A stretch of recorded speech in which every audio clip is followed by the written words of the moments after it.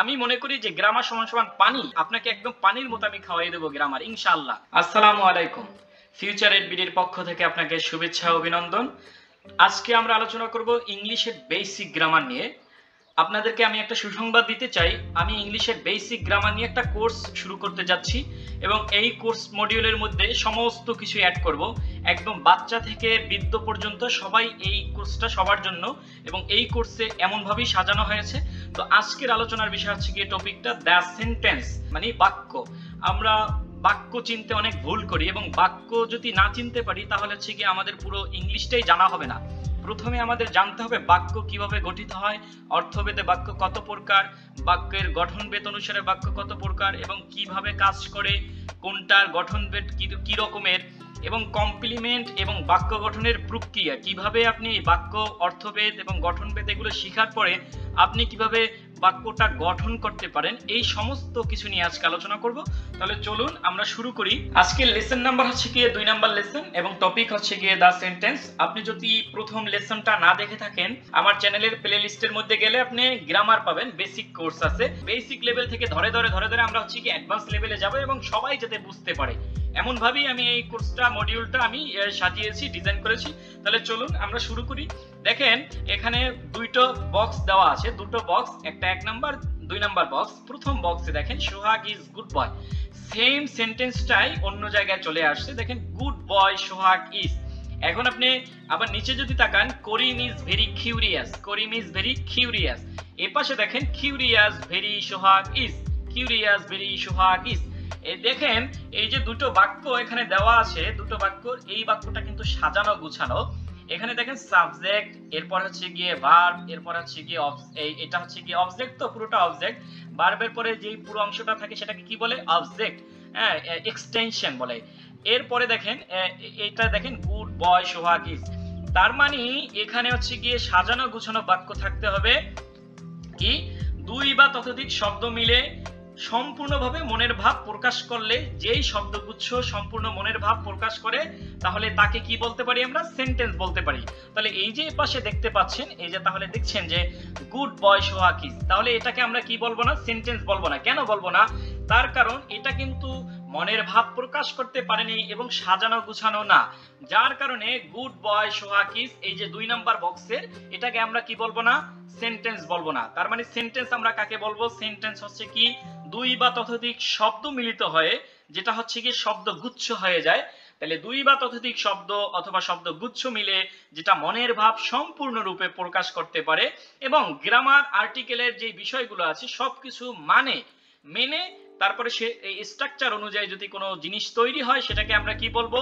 বাক্য বলবো, সেন্টেন্স বলবো। ঠিক এভাবে বাংলা তো এই সংজ্ঞা অনুযায়ী আপনি হচ্ছে গিয়ে দিবেন। তাহলে আমরা এবার বলতে পারি করিম ইজ ভেরি কিউরিয়াস, তাহলে এটা কি? এটা হচ্ছে গিয়ে সেন্টেন্স, এটা হচ্ছে গিয়ে শুদ্ধ বাক্য। ঠিক আছে, তাহলে এটা যদি শুদ্ধ বাক্য হয়, আর পাশেরটা কি? করিম কিউরিয়াস ভেরি সোহাগ ইজ, এটা আমাদের কোনো গ্রামার আর্টিকেলের নিয়ম মানে নাই, যার কারণে এটা হচ্ছে গিয়ে কি ভুল বাক্য। এবার আমরা সামনে আগাই। এবার দেখেন সেন্টেন্স কত প্রকার, কাইন্ড অফ সেন্টেন্স। এই কাইন্ড অফ সেন্টেন্সের মধ্যে সেন্টেন্স কত প্রকার, সেন্টেন্স কত প্রকার সেটা আমাদের জানতে হবে। এখানে যে সেন্টেন্সটা 5 প্রকার সেন্টেন্স দেওয়া আছে, এখানে এটা হচ্ছে গিয়ে বক্তার বক্তব্যের উপরে এই সেন্টেন্সগুলো নির্ভর করে, এইভাবে সেন্টেন্সগুলো তৈরি হয়েছে। বক্তার বক্তব্য বা অর্থের উপর নির্ভর করে, অথবা অর্থভেদে সেন্টেন্সকে আমরা কয় ভাগে ভাগ করতে পারি? 5 ভাগে ভাগ করতে পারি। তাহলে অর্থভেদে সেন্টেন্স কয় প্রকার? 5 প্রকার। তাহলে অ্যাসার্টিভ সেন্টেন্স 1 নম্বরে কি? Assertive sentence. তাহলে 1 নম্বরে অ্যাসার্টিভ সেন্টেন্স, 2 নম্বরে ইন্টারোগেটিভ সেন্টেন্স। কি উচ্চারণ? ইন্টারোগেটিভ। তাহলে অ্যাসার্টিভ, ইন্টারোগেটিভ, এবং 3 নম্বরে হচ্ছে গিয়ে ইম্পেরাটিভ। এখানে দেখেন এইটার উচ্চারণ কি হবে? রা হবে। এটার উচ্চারণ কি হবে? রা হবে। তাহলে ইম্পেরাটিভ। নিচে 4 নম্বরে অবজেক্টিভ, অবজেক্টিভ সেন্টেন্স। 5 নম্বরে এক্সক্লেমেটরি, এক্সক্লেমেটরি সেন্টেন্স। তাহলে assertive sentence, interrogative sentence, imperative sentence, objective sentence, exclamatory sentence, এগুলো কি? অর্থভেদে। তাহলে সেন্টেন্সের অর্থভেদে সেন্টেন্স কয় প্রকার? 5 প্রকার। এবারে আমরা বিস্তারিত জানবো অ্যাসার্টিভ সেন্টেন্স কাকে বলে, ইন্টারোগেটিভ সেন্টেন্স কাকে বলে। এই যে 5 প্রকার, এই 5 প্রকারের আমরা বিস্তারিত আলোচনা করব। তাহলে চলুন। Assertive sentence. তাহলে কি অ্যাসার্টিভ সেন্টেন্স, এটাকে কেউ কেউ অ্যাসার্টিভ সেন্টেন্সও উচ্চারণ করে, আপনি যে কোনো একটা চয়েস করতে পারেন। আমাদের উচ্চারণের ক্ষেত্রে দুইটা হয়, সাধারণত আমরা বাংলাদেশে দুই ভাবে উচ্চারণ করে থাকি, একটা হচ্ছে গিয়ে ব্রিটিশ, একটা হচ্ছে আমেরিকান। আমেরিকান আমেরিকান যখন আসলো আমি বলে দিই এটার উচ্চারণ কিন্তু আমেরিকানা, আমেরিকানা কি আমেরিকান, সরেয়া বাদ দিয়ে দেয়, তাহলে কি বলে আমেরিকান। ওকে, তাহলে আমেরিকান প্রোনাউন্সিয়েশন। আর একটা আছে যেটাও অল্প উচ্চারণ করা হয় এবং যেটা আইএলটিএস এ লাগে, সেটা হচ্ছে কি অস্ট্রেলিয়ান। অস্ট্রেলিয়ান টোন থেকেও লিসেনিং এ আসে। তাহলে চলুন আমরা অ্যাসার্টিভ সেন্টেন্স সম্পর্কে কিছু জেনে ফেলি। এখানে দেখেন রহিম ইজ আ গুড প্লেয়ার, তাহলে রহিম ইজ আ গুড প্লেয়ার। এখন আমাদের জানতে হবে অ্যাসার্টিভ সেন্টেন্স কাকে বলে। তাহলে অ্যাসার্টিভ সেন্টেন্সের আমরা যদি এই যে অ্যাসার্টিভের যদি অ্যাসার্ট ধরি, অ্যাসার্ট শব্দের অর্থ হচ্ছে গিয়ে দৃঢ়ভাবে বলা। অ্যাসার্ট অর্থ কি, একটু খাতা এবং কলমে আপনি লিখে ফেলেন, খাতা কলমে লিখলে আপনার এটা মনে থাকবে, এটা আপনি আর ভুলবেন না। একবার পড়ার চেয়ে আপনি যদি 10 বার লেখেন সেটা আপনার সারা জীবন মনে থাকবে। কথাটা এরকমও হতে পারে যে আপনি 100 বার পড়ার চেয়ে আপনি 10 বার লিখলে অনেক আপনার উপকার হবে এবং সেটা আপনি ভুলবেন না। তাহলে অ্যাসার্ট অর্থ কি, অ্যাসার্ট অর্থ দৃঢ়ভাবে বলা। তাহলে যে সেন্টেন্স দিয়ে কোনো ব্যক্তি, প্রাণী, বস্তু ইত্যাদির বক্তব্য বর্ণনা করা হয়, কি করা হয়, বর্ণনা করা হয়, তাকে কি বলে অ্যাসার্টিভ সেন্টেন্স। এই অ্যাসার্টিভ সেন্টেন্সের আরেকটা নাম আছে, পরীক্ষাতে মাঝে মাঝে আসতে পারে। অ্যাসার্টিভ সেন্টেন্সের আরেকটা কি নাম, ডিক্লারেটিভ সেন্টেন্স। ডিক্লারেটিভ সেন্টেন্স তাহলে ডিক্লেয়ার করা, কি করা, ডিক্লেয়ার করা, তাহলে বর্ণনা দেওয়া। অ্যাসার্টিভ সেন্টেন্স মানে কি, বর্ণনা দেওয়া। যে সেন্টেন্স দিয়ে কোনো ব্যক্তি, প্রাণী, বস্তু ইত্যাদির বর্ণনা দেওয়া হয় তাকে কি বলে, অ্যাসার্টিভ সেন্টেন্স বলে।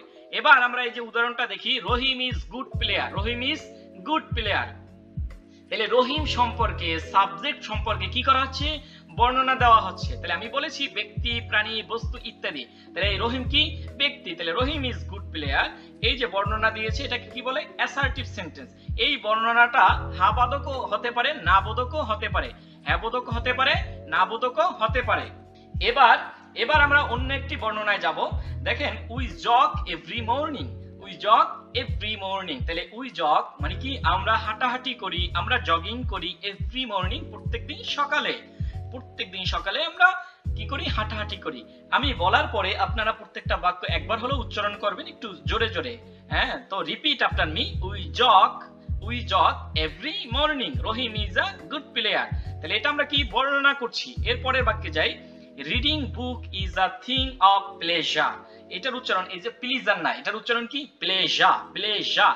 আর এর উচ্চারণটা হয় না, কখন আর এর উচ্চারণটা হয় না, যদি আর এর পূর্বে কোনো ভাওয়েল থাকে, ভাওয়েল।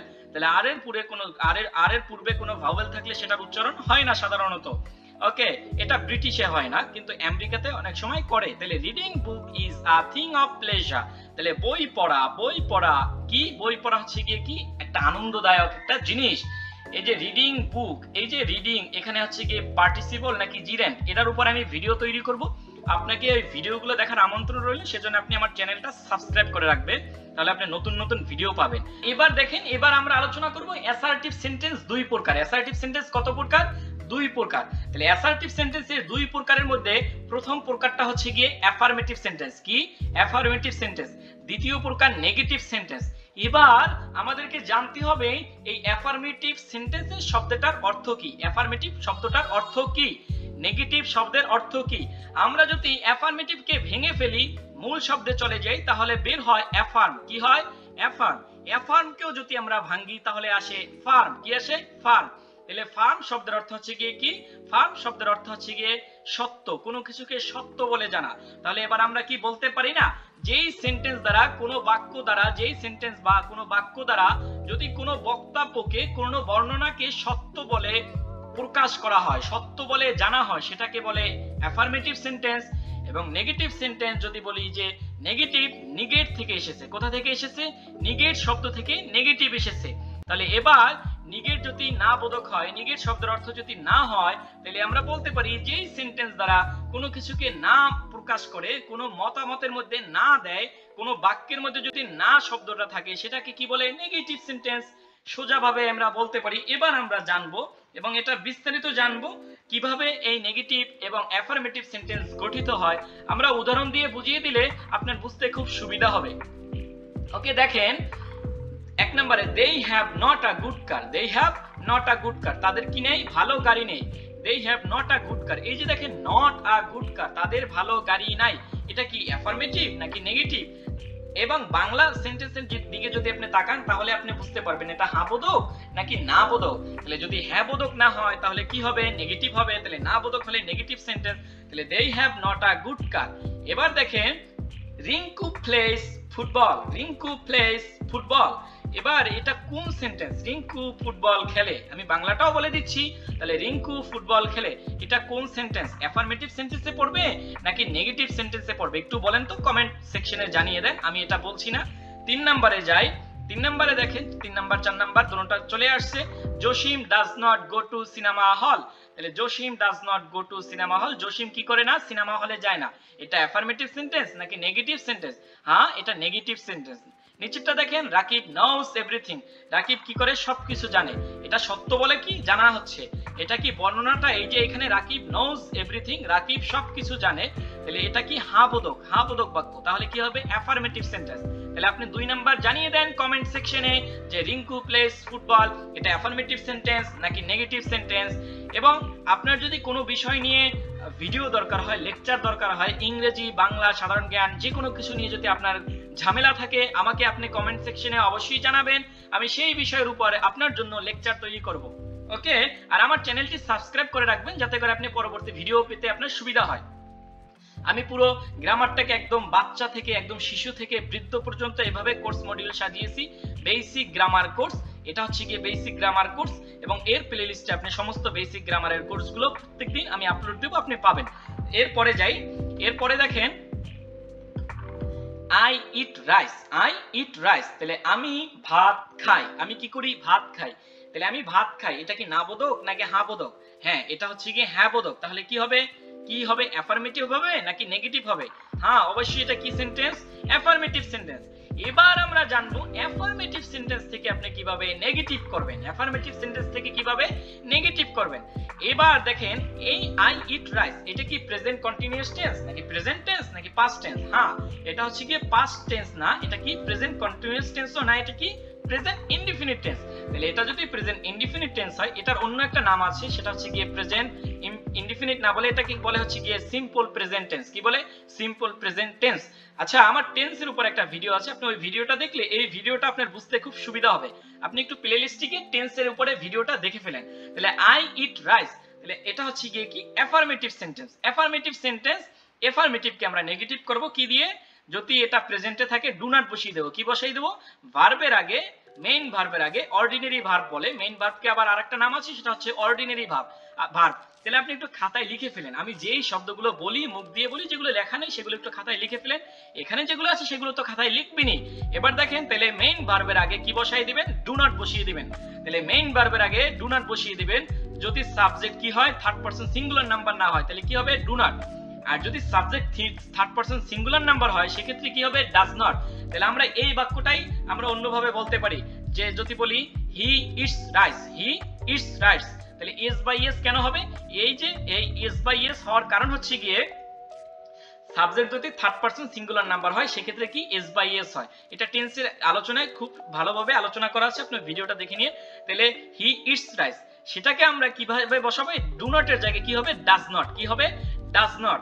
আরেকটা বিষয় হচ্ছে কি ডাজ নট আপনি যখন বসিয়ে দেবেন তখন এই ইটের সাথে কি হবে না, ইটের সাথে আর কোনো কিছু এস বাই এস যোগ হবে না, ডাজ নট এর পরে ইটের সাথে এস বাই এস যোগ হবে না, ওই হি ওই যে ডু এর পরে ই এস যোগ করা হয়েছে ডাজ এর সাথে, তাহলে ডাজ নট।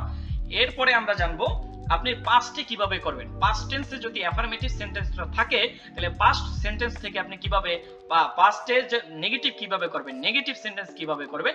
এটা দেখেন I ate rice, I ate rice, তাহলে ইট এইট ইটেন, ইট এইট ইটেন, তাহলে V1 V2 V3 বলা হয়, অথবা আপনি এটা বলতে পারেন প্রেজেন্ট পাস্ট পাস্ট পার্টিসিপল। তাহলে ভার্বের এই ফর্মটাকে তিন ভাবে বলা যায়, অনেক ভাবে বলা যায়। তাহলে এটা হচ্ছে গিয়ে V1, V1 মানে হচ্ছে গিয়ে প্রেজেন্ট, V2 হচ্ছে গিয়ে পাস্ট, আর V3 হচ্ছে গিয়ে পাস্ট পার্টিসিপল। তাহলে eat ate eaten, go went gone, take took taken, এভাবে। ঠিক আছে, কিছু কিছু শব্দ আছে যেমন কাট কাট, টেলিকাস্ট কাস্ট, এগুলো পরিবর্তন হয় না, এগুলো পাস্টও যা থাকে প্রেজেন্টও তা থাকে, ফিউচারও তাই থাকবে, ফিউচারও তাই থাকবে। ওকে দেখেন আই এট রাইস, এটাকে আমরা কিভাবে নেগেটিভ করব, এটাকে নেগেটিভ করার পদ্ধতি হচ্ছে গিয়ে ডু নট এর জায়গায় ডিড নট বসিয়ে দিবেন।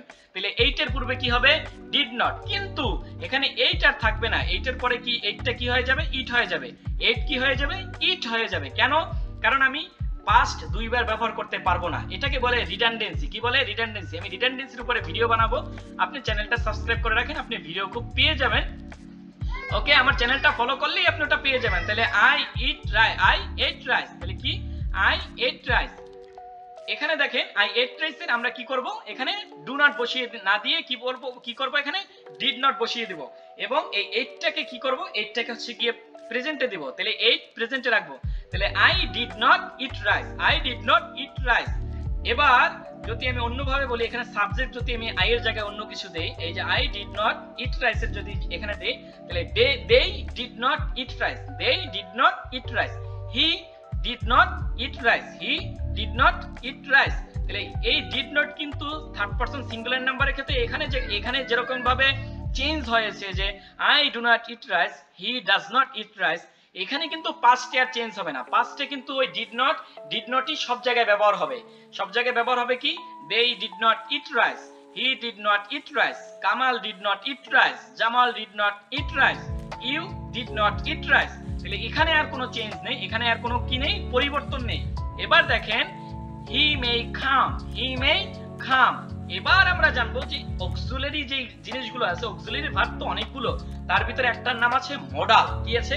মডাল। আমি মডাল নিয়ে আলাদা একটা ভিডিও করব, তো এখানে আমি মডাল সম্পর্কে কিছু বলে দেই যে মডালস, এই মডালস গুলো যদি আমার আসে অ্যাফার্মেটিভ সেন্টেন্সে, তাহলে হি মে কাম, এই অ্যাফার্মেটিভ সেন্টেন্সটা এটার মধ্যে মডাল আছে। তাহলে মডাল দিয়ে আপনি কি রকম করবেন? তাহলে মডাল হি মে কাম, এটা অ্যাফার্মেটিভ সেন্টেন্স, সে আসতে পারে, সে আসতে পারে। এখানে এই মডালের পরে কি বসিয়ে দিবেন? নট বসিয়ে দিবেন একটা। তাহলে he may not come, he may not come, he may not come. এরপরে যদি আবার অন্যভাবে বলে he could not come, he could come, he could not come, তাহলে হি মে নট কাম। এবার আমরা এই মডেল গুলো জেনে নেই, এটা খাতায় লিখে ফেলুন আপনি। তাহলে may, might, can, could, shall, should, will, would, am, is, are, was, were, need, and, dare. এভাবে অনেকগুলো মডেল আছে। তাহলে এই মডেলস গুলো আপনি জেনে নিতে হবে। এগুলোর উপরে আমি খুব দ্রুত একটা ভিডিও বানাবো যাতে আপনার সবকিছু বুঝতে সুবিধা হয়। তাইলে যখন মডেলস আসবে, বাক্যের মধ্যে যখন মডেলস আসবে এবং সেটা যখন অ্যাফার্মেটিভ সেন্টেন্সে থাকবে, তখন সেটাকে কি বসিয়ে দেবে? মডেলস এর পরে একটা নট বসিয়ে দেবে। তাহলে আপনি হি মে নট কাম। আবার যদি এটাকে বলেন যে he can come, he can go, তাহলে he can't go, he can't go, he may not go, he may not go. এভাবে আবার যদি বলি he shall tell, he shall টেল, সে বলতে পারে, তাহলে কি হবে? হি, এটা shall, he shall not tell, he shall not tell. এই শ্যাল নট কে এভাবে সংক্ষিপ্ত করে বলে শান্ট। কি বলে? শান্ট।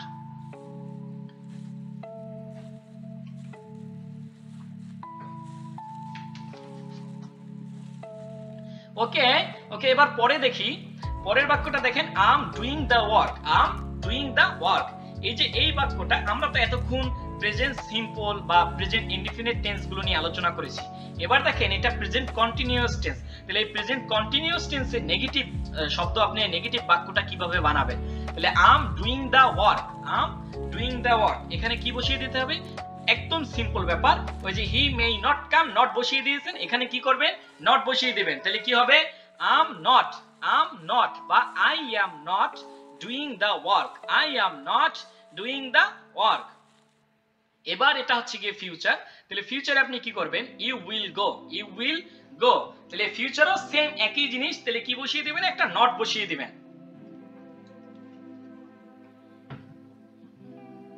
তাহলে ফিউচারে কি করবেন? একটা নট বসিয়ে দিবেন। তাহলে you will not go, you will not go. তাহলে এভাবে আপনি করবেন। তাহলে আপনার যখন সেন্টেন্সটা প্রেজেন্টে থাকবে, প্রেজেন্ট থেকে আপনি যে প্রেজেন্ট থেকে কি করবেন? ডু নট বসিয়ে দিবেন। প্রেজেন্টে থাকলে ডু নট বসিয়ে দিবেন, তবে সেটা হচ্ছে গিয়ে প্রেজেন্ট সিম্পলের ক্ষেত্রে, প্রেজেন্ট সিম্পল সেন্টেন্সের ক্ষেত্রে, প্রেজেন্ট ইনডিফিনিট টেন্সের ক্ষেত্রে।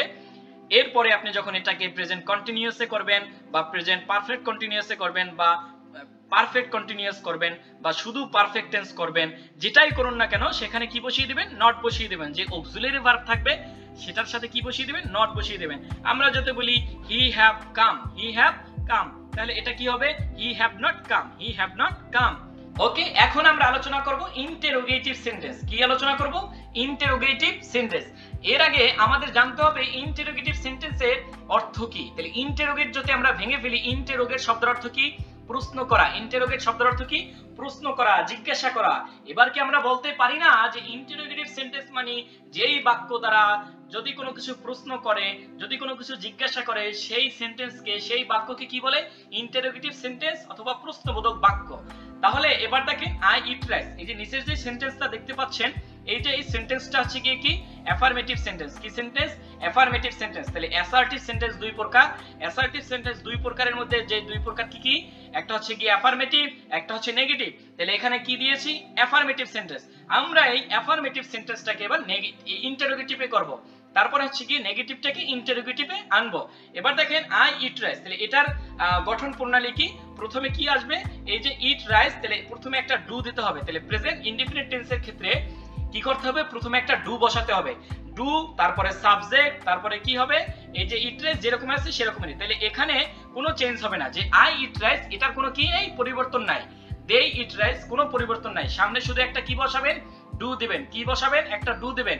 তারপরে একটা এই যে ডট আছে, এই যে ডট আছে, এই ডটের পরে কি দিয়ে দিবেন? এটাকে একটা প্রশ্নবোধক চিহ্নে সাজিয়ে দিবেন। এখানে একটা প্রশ্নবোধক চিহ্ন দিয়ে যাবে, এখানে একটা প্রশ্নবোধক চিহ্ন দিয়ে দিবেন। তাহলে কি আপনার কাজ শেষ। তাহলে কি হবে? I eat rice, do I eat rice. কি হবে? Do I eat rice. দেখেন স্যাম্পল এরকম যে ডু আই ইট রাইস। এখানে যদি আপনি দেই দিয়েও যদি বাক্য তৈরি করতেন, কি হতো? They eat rice, they eat rice. তাহলে কি হতো? Do they eat rice, do they eat rice, do they eat rice. এটাকে যদি আপনি অন্যভাবে করেন, যেমন he eats rice, he eats rice, he eats rice, তাহলে এটা কি হতো?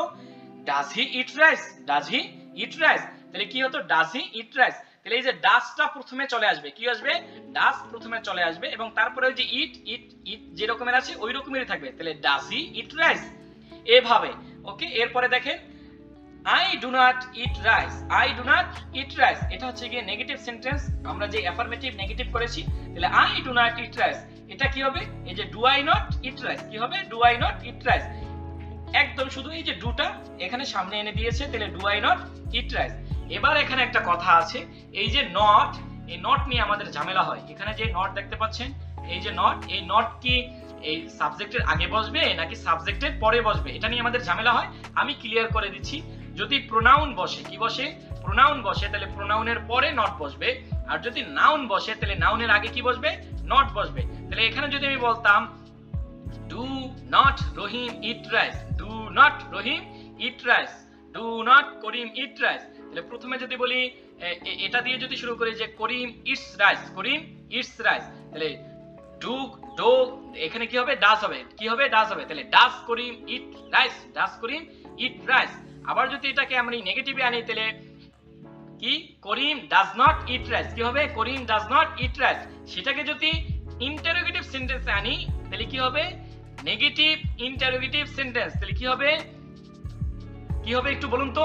Does not Karim, does not Karim it rice, does not Karim eat rice. তাইলে এখানে দেখেন does not Karim it rice, তাহলে ডাজ নট একসাথে বসেছে, নটটা কি? করিমের আগে বসছে। তাহলে যখন নাউন হবে, নাউন হলে কি বসবে? নাউন হলে করিমের আগে নট থাকবে। আর যদি প্রোনাউন হয় তাহলে করিমের পরে নট হবে। ওকে, এর পরের বাক্য চলে যাই।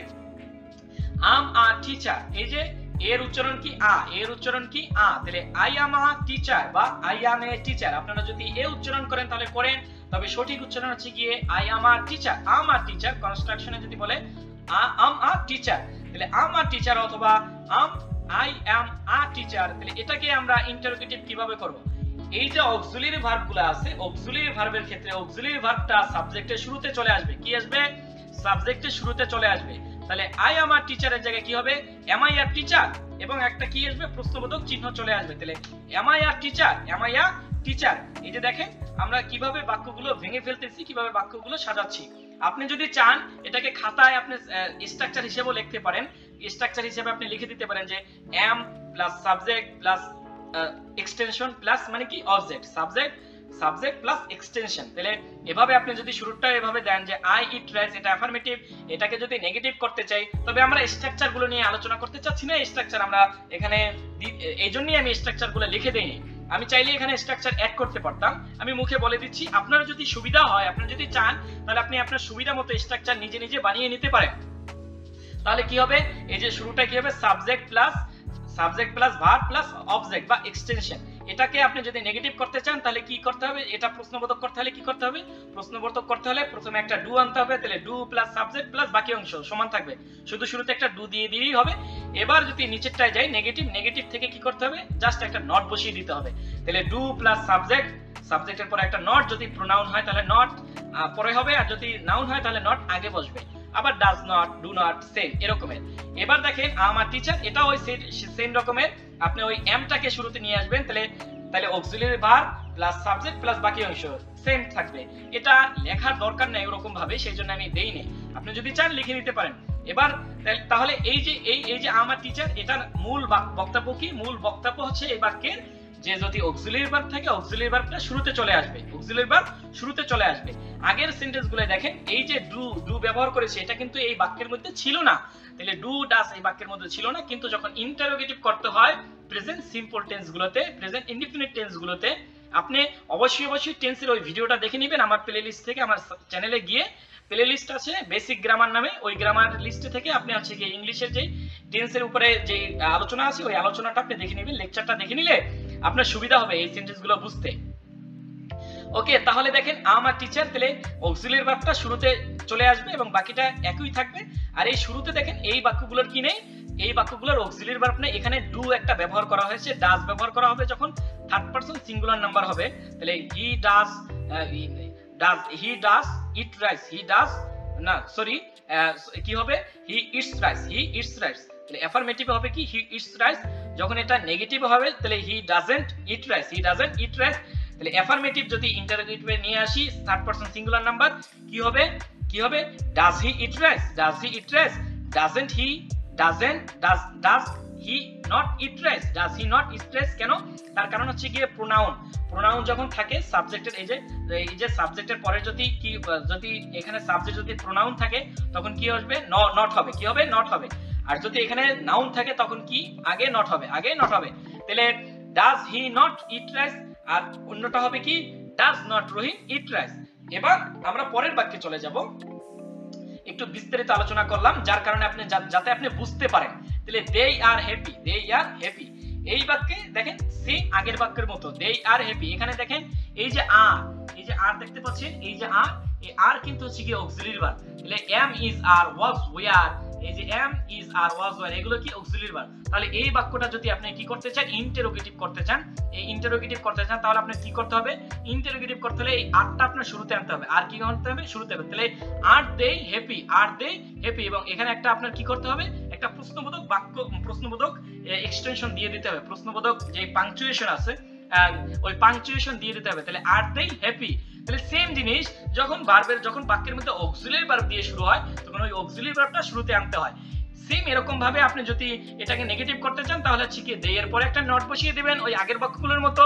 তাহলে দে আর নট হ্যাপি, সেটাকে যদি ইন্টারোগেটিভ করেন নেগেটিভ থেকে, তাহলে আর দে নট হ্যাপি, অথবা আর দে হ্যাপি। আপনি যেভাবে করেন আপনার যদি সুবিধা হয় তাহলে আপনি এভাবে স্ট্রাকচারগুলো লিখে নিতে পারেন। ওকে, এখানে দেখেন আরেকটা আমি দিয়ে দিয়েছি, সেটা হচ্ছে কি দে আর টায়ার্ড। এই বাক্যটাও সেম উপরের বাক্যগুলোর মতো। তাহলে আর দে টায়ার্ড। আবার যদি নেগেটিভ করেন তাহলে নেগেটিভ করলে দে আর নট টায়ার্ড। তাহলে নেগেটিভ ইন্টারোগেটিভ কিভাবে হবে, তাহলে নেগেটিভ ইন্টারোগেটিভ করতে হলে আর প্রথমে আসবে, তারপরে দে, তারপরে নট, তারপর হচ্ছে কি টায়ার্ড। আর যদি এখানে যদি এটা প্রোনাউন না হয়, যদি নাউন হতো তাহলে কি হতো, এখানে যদি ধরেন কামাল জামাল যে কোনো একটা কিছু দেই, তাহলে আর নট খামাল, এটাকে শর্টকাটে বলে এন্ড। তাহলে aren't Kamal tired, are not Kamal tired. Okay, এভাবে হচ্ছে কি ইন্টারোগেটিভ সেন্টেন্স অ্যাফার্মেটিভ এবং নেগেটিভ থেকে অ্যাফার্মেটিভ ইন্টারোগেটিভ অথবা নেগেটিভ ইন্টারোগেটিভ সেন্টেন্স মানে অ্যাসার্টিভ সেন্টেন্স থেকে এভাবে হচ্ছে গিয়ে ইন্টারোগেটিভ সেন্টেন্সে নিয়ে আসতে হবে। এবং এভাবেই এটাই হচ্ছে গিয়ে সূত্র। আপনি এটা অন্যান্য ভার্ব দিয়ে, বিভিন্ন ভার্ব দিয়ে আপনি সার্চ করে, ভার্ব দিয়ে বা বই খুঁজে আপনি ভার্ব দিয়ে এই যে ভার্বগুলো জেনে নেন, তারপর হচ্ছে গিয়ে আপনি এটা করে ফেলেন। এই যে ইন্টারোগেটিভ সেন্টেন্স প্রশ্ন করতে পারা, এটা কিন্তু খুবই গুরুত্বপূর্ণ স্পোকেন ইংলিশের জন্য। আমি এত বড় বিস্তারিত আলোচনা করলাম ইন্টারোগেটিভ সেন্টেন্স নিয়ে একটাই মাত্র কারণ আমরা প্রশ্ন করতে পারি না, প্রশ্ন করতে আমাদের জানতে হবে, প্রশ্ন করতে জানতে হবে, এই জন্য আমি ইন্টারোগেটিভ সেন্টেন্স নিয়ে একটু বিস্তারিত আলোচনা করছি। ওকে, এই যে ওয়ার দে টায়ার্ড, তাহলে দে আর টায়ার্ড, তাহলে এর ইটার কি হবে ওয়ার দে টায়ার্ড, ওয়ার দে টায়ার্ড। ও এখানে একটু আমি যেটা করেছি সেটা হচ্ছে গিয়ে আমি এই আরটাকে ওয়ার করে দিয়েছি, এটা আমি পাস্টে নিয়েছি, তাহলে দে ওয়ার টায়ার্ড। এটার এটা তো বললামই, তাহলে আর দে টায়ার্ড, এটার কি হবে আর দে টায়ার্ড, এটার ইন্টারোগেটিভ সেন্টেন্স হবে আর দে টায়ার্ড। আর যদি বলি দে ওয়ার টায়ার্ড, এটা কি আছে পাস্টে আছে, এটা কি আছে পাস্টে আছে, তাহলে পাস্টে ওয়্যার আছে, তাহলে কি হবে ওয়্যারটা শুরুতে এসে যাবে, তাহলে ওয়্যার দে টায়ার্ড। আপনার যদি বুঝতে সমস্যা হয় কোনো বাক্য, আপনি সাথে সাথে সেটা কমেন্টে জানিয়ে দিবেন, আমি আপনার কমেন্টের উত্তর যত দ্রুত পারি আমি দেওয়ার চেষ্টা করব। আমি কমেন্টে খুব রেসপন্সিবল, আমি কমেন্ট রেসপন্স করি।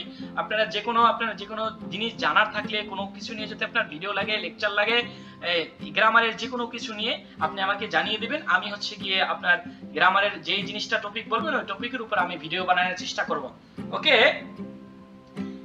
এরপরে আমরা আলোচনা করব আরো কিছু ইন্টারোগেটিভ সেন্টেন্স নিয়ে। এখানে দেখেন when did he go, when did he go, এটা কোন সেন্টেন্স, এটা অবশ্যই পাস্ট টেন্সের মধ্যে পড়েছে, তাহলে এই সেন্টেন্সটা ইন্টারোগেটিভ সেন্টেন্স। তাহলে এখানে দেখেন when এই যে পাঁচটা জিনিস আছে when, what, which, where, এগুলো নিয়ে এই যে where, which, when, এই যে what, এই what এর উচ্চারণ আমি what যেহেতু এখনো আসে নাই, যদি আসে আমি what এর উচ্চারণটা বলে দিচ্ছি, এটা hot না, এটা কি না hot না, তাহলে যে না what does mean, what does he mean, তাহলে কি হবে what, এটা hot না, কি না what না what উচ্চারণ কি what, hot না, তাহলে hot মানে তো গরম, hot মানে কি গরম, তাহলে what do you mean by, যে বাংলা সিনেমার মধ্যে বলে what do you mean by মানে কি গরম, তার মানে কি এখানে কি হবে what do you mean by, what do you mean by, what do you mean by। ওকে, তাহলে when, এই যে একটু খেয়াল করেন when এর পরে এটা কি আসছে, এই যে সরাসরি এই যে ইটা চলে আসছে, এই যে did, এই সরাসরি এই যে did চলে আসছে, তারপরে কি he, তারপরে go, তাহলে when did he go, when did he go। আমরা যে do দিয়ে যে বাক্যগুলো তৈরি করেছিলাম, এখানে যে আপনি এটাকে প্রেজেন্টও নিয়ে আসতে বলেন, তাহলে প্রেজেন্ট টেন্স এবং পাস্ট টেন্স, এই যে দুটো টেন্স, এই দুটো টেন্স গুলোকে যখন আমরা প্রশ্নবোধক বাক্যের মধ্যে নিয়ে যেতে চাই, তাহলে প্রেজেন্টে আমরা কি ব্যবহার করি ডো ব্যবহার করি, কি ব্যবহার করি ডো, আর যখন পাস্টে নিয়ে যেতে চাই তখন ডিড ব্যবহার করি। এবার যদি আমরা when মানে কি কখন, তাহলে কখন সে গিয়েছিল, কখন সে গিয়েছিল, এই যে কখন যখন ব্যবহার করবেন when ব্যবহার করবেন, তখন এই when এর সাথে সাথে কি দিতে হবে ডিড দিতে হবে, তাহলে did he go, আপনি যদি কখন ইউজ করেন তখন এটার সাথে সাথে কি দিতে হবে, মানে সামনে একটা when দিয়ে দিলেই হয়ে যাবে, একদম সেম আগের যে নিয়মটা আছে, সামনে আপনি একটা when বসিয়ে দিলেন, তাহলে when বসিয়ে দেওয়ার সাথে সাথে আপনার বাক্য কারেক্ট। এরপরে দেখেন when will he go, when will he go অর্থ কি, তাহলে when will he go মানে কি সে কখন যাবে, সে কখন যাবে, এটা ওই আগের বাক্যের মতো ফিউচারে নিয়েছে যে he will go।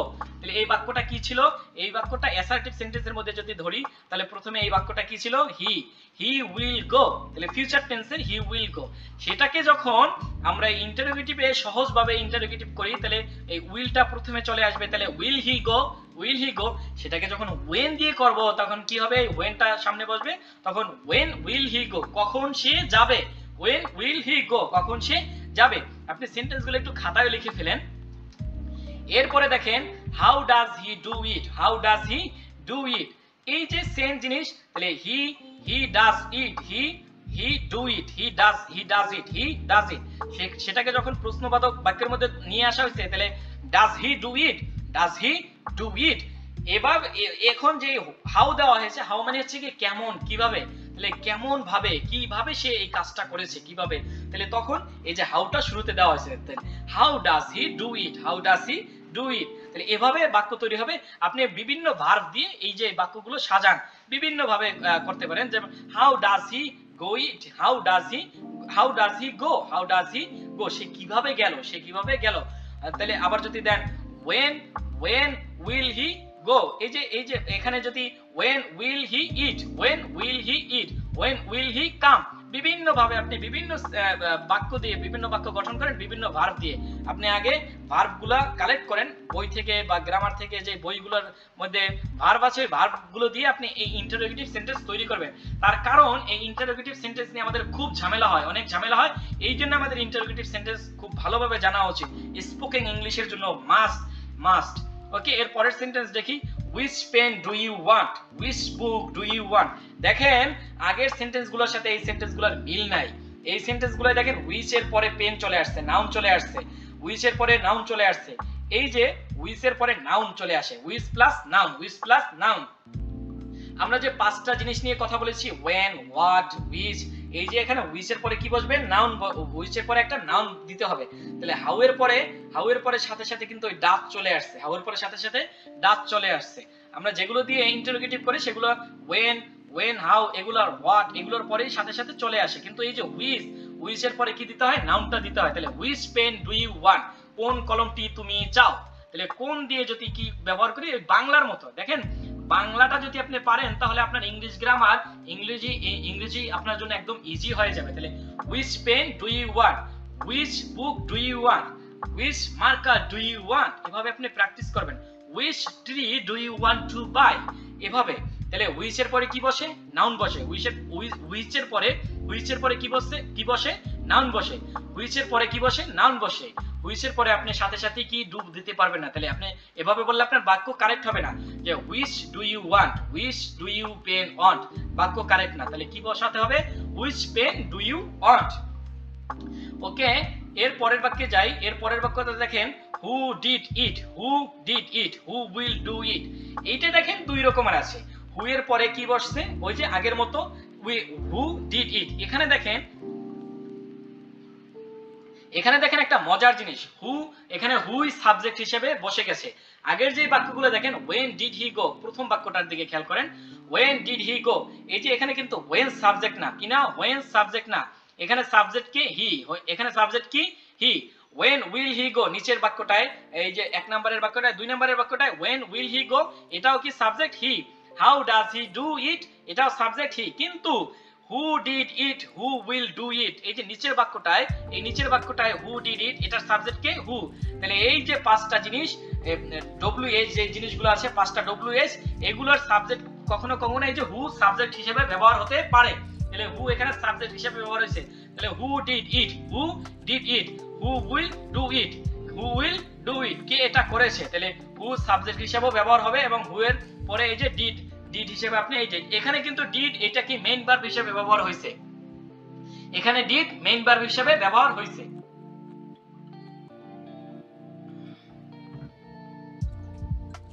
তাহলে আমরা যেই জিনিসটা পেয়েছি সেটা কি, who did it, who will do it। who কখনো সাবজেক্ট হবে, এবং did কখনো মেইন ভার্ব হিসেবেও ব্যবহার হতে পারে। এর পরের বাক্যে যাই, নেগেটিভ ইন্টারোগেটিভ সেন্টেন্স। আমরা এটা শুরুতেও আলোচনা করেছি, এই যে একটু আগে অপর পৃষ্ঠায় যে আলোচনা করলাম ইন্টারোগেটিভ, তারপরেও নেগেটিভ ইন্টারোগেটিভ সেন্টেন্স দেখবো, মানে নেগেটিভ থেকে আমাদের ইন্টারোগেটিভ করতে। আমরা যে অ্যাফার্মেটিভ নেগেটিভ দুইটা যে প্রকার, অ্যাসার্টিভ সেন্টেন্সের দুইটা প্রকার আমাদের দেখেন বারবার কিন্তু ঝালাই হয়ে যাচ্ছে। পিছনের যে বাক্যগুলো আছে, পিছনে যেটা পরে এসেছি অ্যাফার্মেটিভ এবং নেগেটিভ, এই বাক্যগুলো কিন্তু বারবার টেনে আনতেছি, এবং এটা দিয়েই আমি নেগেটিভ সেন্টেন্স, এই অ্যাফার্মেটিভ, এই ইন্টারোগেটিভ সেন্টেন্সগুলো করতেছি, যার কারণ আপনার ওই অ্যাফার্মেটিভ নেগেটিভ সেন্টেন্সটা শিখা হয়ে যায়। আমি অন্য বাক্য দিয়েও করতে পারতাম বা অন্যভাবেও বোঝাতে পারতাম, কিন্তু আপনাকে আমি ওই অ্যাফার্মেটিভ নেগেটিভ টানতেছি, যার কারণে আপনার এটা যাতে বুঝতে সহজ হয়। তাহলে নেগেটিভ ইন্টারোগেটিভ সেন্টেন্স কিভাবে তৈরি করবেন, আগে যেটা আলোচনা করেছি, যেমন হি গোস টু স্কুল, সে স্কুলে যায়, সে স্কুলে কি করে, যায়। তাইলে এটাকে আপনি প্রথমে, এটা কি অ্যাফার্মেটিভ সেন্টেন্স, এটা অ্যাসার্টিভ সেন্টেন্সের অ্যাফার্মেটিভ সেন্টেন্স, কেননা এটা কিন্তু আপনার হা বোধক জিনিস বুঝাইছে। তাহলে এটা কি হা বোধক বুঝিয়েছে। এটাকে আপনি যখন নেগেটিভ করতে যাবেন কি করবেন, নট বসিয়ে দিবেন, কি করবেন, নট। তাহলে নট বসাবেন, তাহলে he does not go to school. তাহলে ডাজ নট সাবজেক্ট যদি থার্ড পারসন সিঙ্গুলার নাম্বার হয়, তাহলে সেক্ষেত্রে কি হয়, ডাজ নট হয়। আর যদি এটা যদি ফার্স্ট পারসন হতো, তাহলে কি হতো, যেমন আই গো টু স্কুল, কি হতো, I do not go to school, এটাকে আমরা নেগেটিভ ইন্টারোগেটিভ সেন্টেন্সের মধ্যে ফেলবো। সেটা এভাবে ফেলবো, ওই যে does he not go to school, এটা নিয়ে আগে তো বিস্তারিত আলোচনা করলাম, এখানে আর ভেঙে বলে দিচ্ছি না। তারপর আবার বলি, আমরা রুলটাকে বারবার আমরা এটাকে আলোচনা করব, তাহলে আমাদের এটা আত্মস্থ হয়ে যাবে। যদি এই যে প্রোনাউনের পরে নট বসে আর নাউনের পূর্বে কি বসে, নট বসে, তাহলে এখানে যদি কামাল দিয়ে দিতেন তাহলে does not Kamal go to school. ঠিক আছে, এই যে নিচে does not Rahim go to school, does not Rahim go to school, same ওই যে একই রুল। ঠিক আছে, এই যে এই বাক্যটা দেখেন, what is your plan, what is your plan, এটা কি হোয়াট ইজ ইওর প্ল্যান, এটা কি হট হবে না, কি হবে what is your future plan. এখানে দেখেন এই হোয়াট এর পরে কি বসছে, অক্সিলারি ভার্ব বসছে, তাহলে অক্সিলারি ভার্ব, তাহলে ডব্লিউএইচ এর হোয়াট, তারপরে কি অক্সিলারি ভার্ব, তারপরে কি এই যে সাবজেক্ট, এটা পুরোটা সাবজেক্ট, তাহলে হোয়াট ইজ ইওর প্ল্যান, তাহলে এই যে your plan, your future plan, এটা পুরোটা সাবজেক্ট, আর এ পাশেরটা কি, এ পাশেরটা হচ্ছে প্রশ্নবোধক বাক্য করার জন্য এই হোয়াট ব্যবহার করা হয়েছে। তাহলে এভাবেও আমরা কি করতে পারি, এভাবেও আমরা বাক্য ইন্টারোগেটিভ বাক্য তৈরি করতে পারি, ইন্টারোগেটিভ বাক্য এই যে এভাবে তৈরি করতে পারেন। তাহলে what is your goal, what is your goal, আপনি বিভিন্ন ভাবে বিভিন্ন ভার্ব দিয়ে বিভিন্ন নাউন দিয়ে আপনি এভাবে বাক্য তৈরি করবেন। এরপরে দেখেন ক্যান ইউ সুইম, এটা হচ্ছে মোডাল, তাহলে মোডালস দিয়েও আপনি কি করতে পারেন, ইন্টারোগেটিভ সেন্টেন্স তৈরি করতে পারবেন। তাহলে ক্যান ইউ সুইম, তাহলে you can swim, you can swim, তাহলে you can go, you can come, you can eat. এভাবে যদি আপনি ওই যে মোডালসটা শুরুতে নিয়ে আসবেন, মোডালস কি করবেন, মোডালস ভার্ব গুলো শুরুতে নিয়ে আসবেন। তাহলে ক্যান ইউ সুইম, তাহলে ইউ ক্যান সুইম থেকে ক্যানটা প্রথমে নিয়ে আসছি, তারপরে এখানে কি হবে, এই যে ক্যান, তারপর ক্যান প্লাস বাকি অংশ, ক্যান প্লাস বাকি অংশ, তাহলে ক্যান ইউ সুইম, তাহলে এভাবে হবে ইন্টারোগেটিভ। এরপরে are you going home, are you going home, তাহলে আর ইউ গোয়িং হোম এই বাক্যটা অ্যাফার্মেটিভ সেন্টেন্সে কি রকম ছিল, অ্যাফার্মেটিভ এই বাক্যটা হচ্ছে গিয়ে প্রেজেন্ট কন্টিনিউয়াস টেন্স, তাহলে প্রেজেন্ট কন্টিনিউয়াসে সাধারণভাবে অ্যাফার্মেটিভ সেন্টেন্সে কি ছিল, you are going home, you are going home, সেখান থেকে যখন আমরা ইন্টারোগেটিভে নিয়ে আসছি তখন ওই যে আর, ইউ আর গোয়িং, তাহলে আরটা আমরা শুরুতে নিয়ে আসবো, আরটা শুরুতে নিয়ে আসলে আমাদের কি বাক্য সঠিক হয়ে যাবে এবং এটা ইন্টারোগেটিভ সেন্টেন্স হয়ে যাবে, এবং প্রত্যেকটা ইন্টারোগেটিভ সেন্টেন্সের শেষে একটা প্রশ্নবোধক মার্ক থাকবে, প্রশ্নবোধক পাংচুয়েশন থাকবে। এরপরে দেখেন when will you go home, when will you go home, এখানে একটা জিনিস আপনাকে বলি, গো এর পরে কখনো এই যে গো এর আগে কখনো প্রিপজিশন বসে না, এটা খুবই একটু মারাত্মক ভালো একটা জিনিস, গ্রামারের বইতে সাধারণত পাওয়া যায় না। তাহলে গো এর আগে কখনো প্রিপজিশন হয় না, হেয়ার দেয়ার, অ্যাব্রোড গো, এগুলো abroad home, here there abroad home, এগুলোর পূর্বে কি বসে না, প্রিপজিশন বসে না। তাহলে when will you go home, এখানে কিন্তু সাধারণভাবে টু বসিয়ে দেয় যে home, when will you go to home, কিন্তু টু হবে না। তাহলে when will you go home, এই বাক্যটা অ্যাফার্মেটিভে কি ছিল, you will go home, you will go home, এটাকে যখন ইন্টারোগেটিভ করলাম তখন কি হয়েছে, will you go home, যখন আবার কখন লাগিয়ে দিয়েছি, যখন এই যে কখনটা লাগিয়ে দিলাম তখন কি বসছে, when will you go home। এরপরটা দেখেন have you eaten banana, have you eaten banana, এখানে একটা এ হবে banana, তাহলে have you eaten banana এটা হচ্ছে গিয়ে present perfect tense, present perfect tense থেকে ইন্টারোগেটিভ আমরা কিভাবে করব, তাহলে ওই যে হ্যাভটা শুরুতে নিয়ে আসবো, হ্যাভ হ্যাজ শুরুতে নিয়ে আসবো, তাহলে has he eaten banana, এটা যদি আমরা হ্যাজ দিয়ে করতাম যে he has eaten banana, he has eaten rice, he has come, তাহলে কি হইবে, he has come, has he come, has he come, তাহলে এভাবে তৈরি হবে। তাহলে এই বাক্যটা কি ছিল, you have eaten banana, you have eaten rice, তাহলে হ্যাভটা আমরা শুরুতে নিয়ে আসবো, তাহলে have you eaten banana। আবার যদি এটা আমি বাক্য দিয়ে করতাম তাহলে যে I have gone there, I have gone there, তাহলে কি হতো, হ্যাভটা শুরুতে আসতো have I gone there, have I gone there, তাহলে প্রেজেন্ট পারফেক্ট টেন্স থেকে কিভাবে ইন্টারোগেটিভ করা হয় এটাও আমরা জেনে ফেললাম। আপনি যদি চান এটা আবার ওই যে স্ট্রাকচার যদি লিখতে চান লিখে ফেলতে পারেন, এটা আপনি বারবার দেখলে আপনার এটা হয়ে যাবে। এরপরে দেখেন do you go to Kolkata, do you go to Kolkata, তাহলে এভাবেও বাক্য তৈরি হয়। আমরা দেখেন একই বাক্য বিভিন্নভাবে বিভিন্ন সূত্র দিয়ে শিখতেছি। তাহলে do you go to Kolkata, এটা অ্যাসার্টিভ সেন্টেন্সে কি ছিল, you go to Kolkata, you go to Kolkata, যখন ইন্টারোগেটিভে নিয়ে আসলাম একটা ডু ব্যবহার করতে হবে। তাহলে এটা হচ্ছে গিয়ে কি ইউ দিয়ে, এটা ইউ দিয়ে। তাহলে একটা জিনিস আপনি শিখে রাখেন, আমি তুমি ছাড়া পৃথিবীতে যা কিছু আছে থার্ড পারসন সিঙ্গুলার নাম্বার, কিন্তু প্লুরাল নাম্বারের ক্ষেত্রে কিন্তু আবার সিঙ্গুলার নাম্বারে যেগুলো বসে এস বাই এস বা ডাস এগুলো বসবে না। তাহলে এই যে আমি বাক্য যেরকম হয়েছে যে I go to Kolkata, I এর পূর্বে আমরা ডু বসিয়েছি, তাহলে ইউ এর পূর্ব ডু বসাবো, এবং যে দে প্লুরাল নাম্বারগুলো সেগুলোর পূর্ব কি বসাবো, ডু বসাবো। তাহলে do they go to Kolkata, do you go to Kolkata, do I go to Kolkata, এরকম ভাবে ইন্টারোগেটিভ সেন্টেন্স হবে। ওকে, এবার আমরা জানবো ইমপেরাটিভ সেন্টেন্স। তাহলে এটার উচ্চারণ কি? ইমপেরাটিভ, ইমপেরাটিভ। তাহলে ইমপেরাটিভ সেন্টেন্সের সংজ্ঞাটা আমরা জানি। ইমপেরাটিভ সেন্টেন্সের সংজ্ঞা হচ্ছে গিয়ে কোন সেন্টেন্স দ্বারা যদি আদেশ বোঝায়, কাউকে যদি আদেশ করে, কাউকে যদি অনুরোধ করে, উপদেশ দেয়, নিষেধ করে, এগুলো বুঝালে, বাক্যের মধ্যে যদি এগুলো বুঝায়, তাহলে তাকে কি বলবে? ইমপেরাটিভ সেন্টেন্স। তাহলে ইমপেরাটিভ সেন্টেন্সের সংজ্ঞা হচ্ছে গিয়ে কি? আদেশ, অনুরোধ, উপদেশ, নিষেধ বুঝালে গ্রামারের ভাষায় তাকে কি বলবে? ইমপেরাটিভ সেন্টেন্স। এবার আমরা উদাহরণের মাধ্যমে জানবো। উদাহরণের মাধ্যমে জানলে আপনাদের হচ্ছে কি আত্মস্থ হয়ে যাবে, মুখস্থ হয়ে যাবে।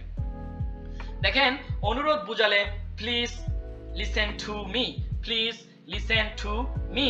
তাহলে এটা কি বোঝাচ্ছে? অনুরোধ করা বোঝাচ্ছে। তাহলে অনুরোধ করার ক্ষেত্রে একটা প্লিজ দিতে হবে। অনুরোধ করার ক্ষেত্রে যদি ইমপেরাটিভ সেন্টেন্সে যদি আপনি অনুরোধ করা বোঝান, তাহলে অনুরোধ করা listen to me please, please বাক্যটা ব্যবহার করতে হবে। তাহলে ইমপেরাটিভ সেন্টেন্স দিয়ে যদি অনুরোধ করা বোঝায়, তাহলে কি একটা প্লিজ দিতে হবে, একটা প্লিজ দিতে হবে। এটা গ্রামারের একটা রুলস, অনেক বইতে পাবেন না, সাধারণ গ্রামারের বইতে পাবেন না, এটা আমি অক্সফোর্ড বই থেকে আমি জেনেছি।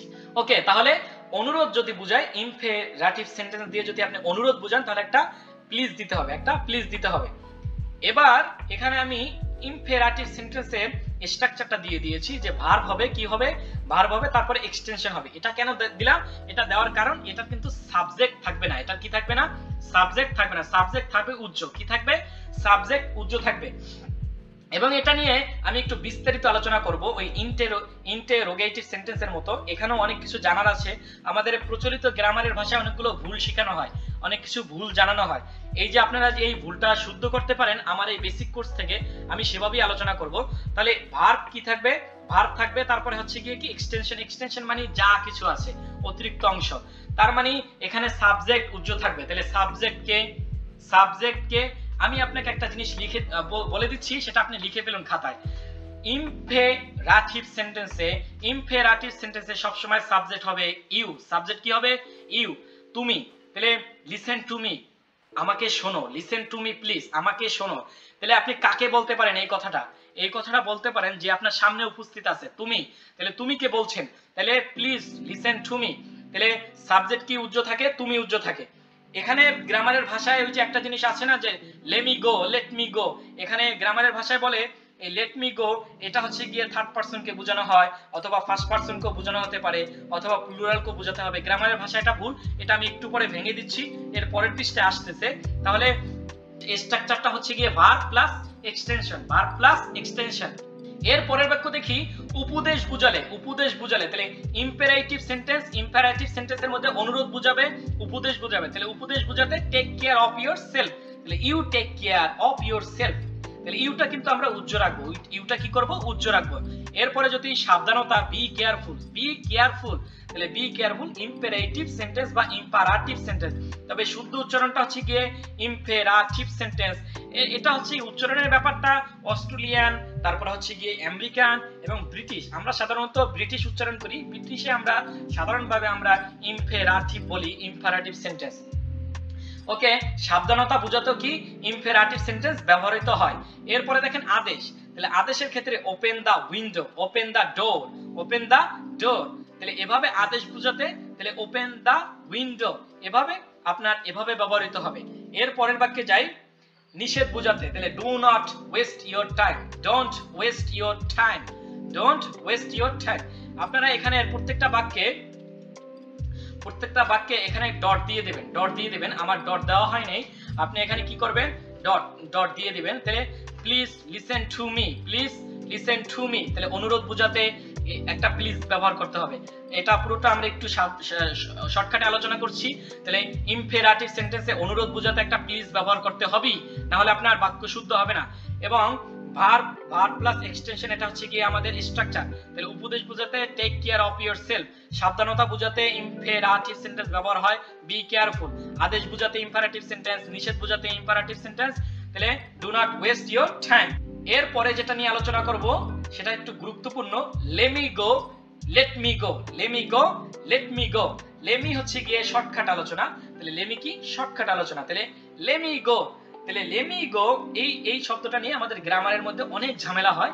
গ্রামারের যারা প্রণেতা আছে, যারা গ্রামার লিখে, বাংলাদেশে গ্রামার লিখে, তারা হচ্ছে গিয়ে এটা বিভিন্ন ভুলভাবে ব্যাখ্যা করে যে এটা বলা হয়েছে থার্ড পারসন কে বা যে উপস্থিত নাই তাকে। এখন দেখেন লেট মি গো এটার বাংলা অর্থ কি? লেট মি গো এটার বাংলা অর্থ হচ্ছে গিয়ে আমাকে যেতে দাও। এবার আপনি একটু মিলান যে গ্রামারের ভাষায়, যে গ্রামারের মানুষগুলি যে বলে যে এটা থার্ড পারসন কে বলা হয়েছে, আমাকে যেতে দাও, এটা কি আপনি যে আপনার সামনে থাকে না তাকে আপনি বলতে পারেন? না, অবশ্যই তাকে বলতে পারেন না।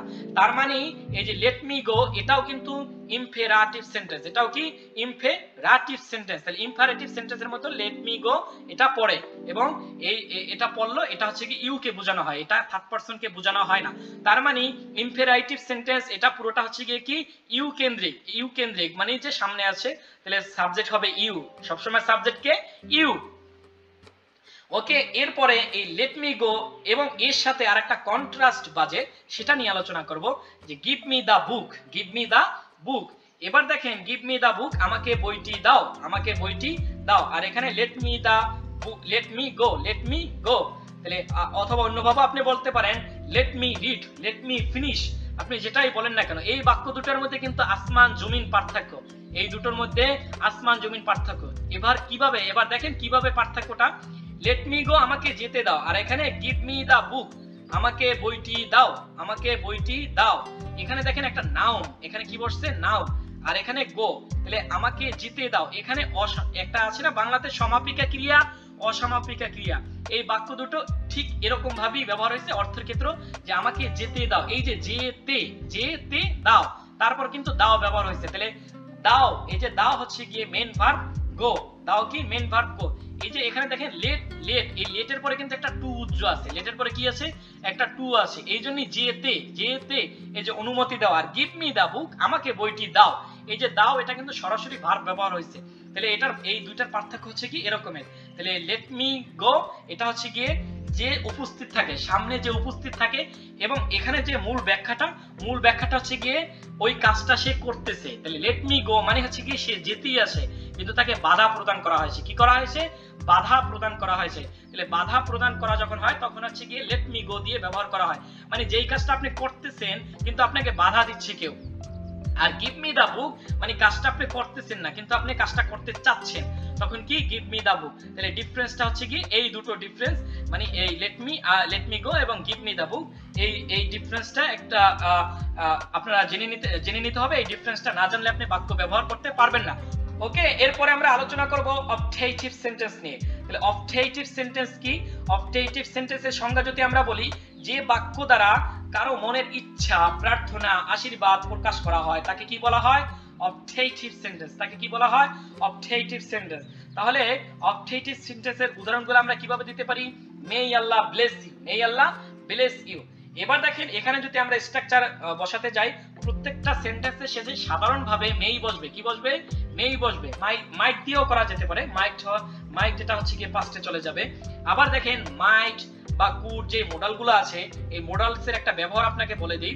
মডালস গুলো দিয়ে কিন্তু হচ্ছে গিয়ে মডালস যে কুড, ক্যান, কুড, অনেকে বলে থাকে না শ্যাল, শুড, এই যে শুড, কুড, এগুলো হচ্ছে গিয়ে পাস্টে ব্যবহার করা হয়, কিন্তু না, এটা পাস্ট না, শুধু এটা আপনার প্রেজেন্টও ব্যবহার হতে পারে। যদি কোনো ভদ্র ব্যক্তি থাকে, ভদ্রতার ক্ষেত্রে কিন্তু আপনি এই কুড, মাইট এগুলো ব্যবহার করতে পারবেন প্রেজেন্ট টেন্স হিসেবে। তাহলে প্রেজেন্ট টেন্স হিসেবেও মডালসের যে পাস্টগুলো বলা হয় সেটা ব্যবহার করা যায়। আমি মডালস নিয়ে অতি দ্রুত একটা ভিডিও বানাবো, যাতে আপনি বিস্তারিতভাবে আপনি জানতে পারেন মডালসের ব্যাপারে এবং আপনি ব্যবহার করতে পারেন। ওকে, এরপরে দেখেন, এরপরে তাহলে শুরুতে কি আসবে? সাধারণভাবে মেই আসবে। এটা অন্য কিছু দিয়েও আপনি এটা তৈরি করতে পারেন, তবে মেই দিয়ে শুরু হয় সাধারণত। মে আল্লাহ ব্লেস ইউ, আল্লাহ তোমাকে কি করুক? আশীর্বাদ করুক। মে আল্লাহ ব্লেস ইউ মানে কি? আল্লাহ তোমাকে কি করুক? আশীর্বাদ করুক। এবার দেখেন may his soul rest in peace. তাহলে may his soul rest in peace, তাহলে প্রথমে কি বসবে? মেই বসবে। May his soul rest in peace, তাহলে তারপরে কি বসে? সাবজেক্ট বসে, তারপরে সাবজেক্ট, তারপরে রেস্ট ইন পিস, রেস্ট, তারপরে একটা মেইন ভার্ব বসবে, তারপরে কি?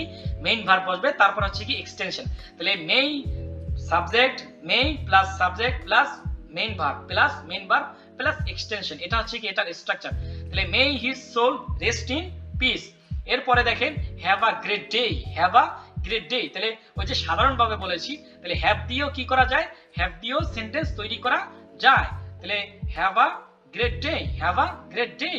ওকে, এরপরে দেখেন মে হি রিটার্ন সেফলি, তাহলে মে হি রিটার্ন সেফলি এভাবেও আপনি সেন্টেন্স ব্যবহার করতে পারেন যে সে খুব সেফলি, সে খুব সেফলি পৌঁছাতে যেন পারে, এরকম একটা দোয়া করছে যে সে যেন খুব সেফলি পৌঁছাতে পারে।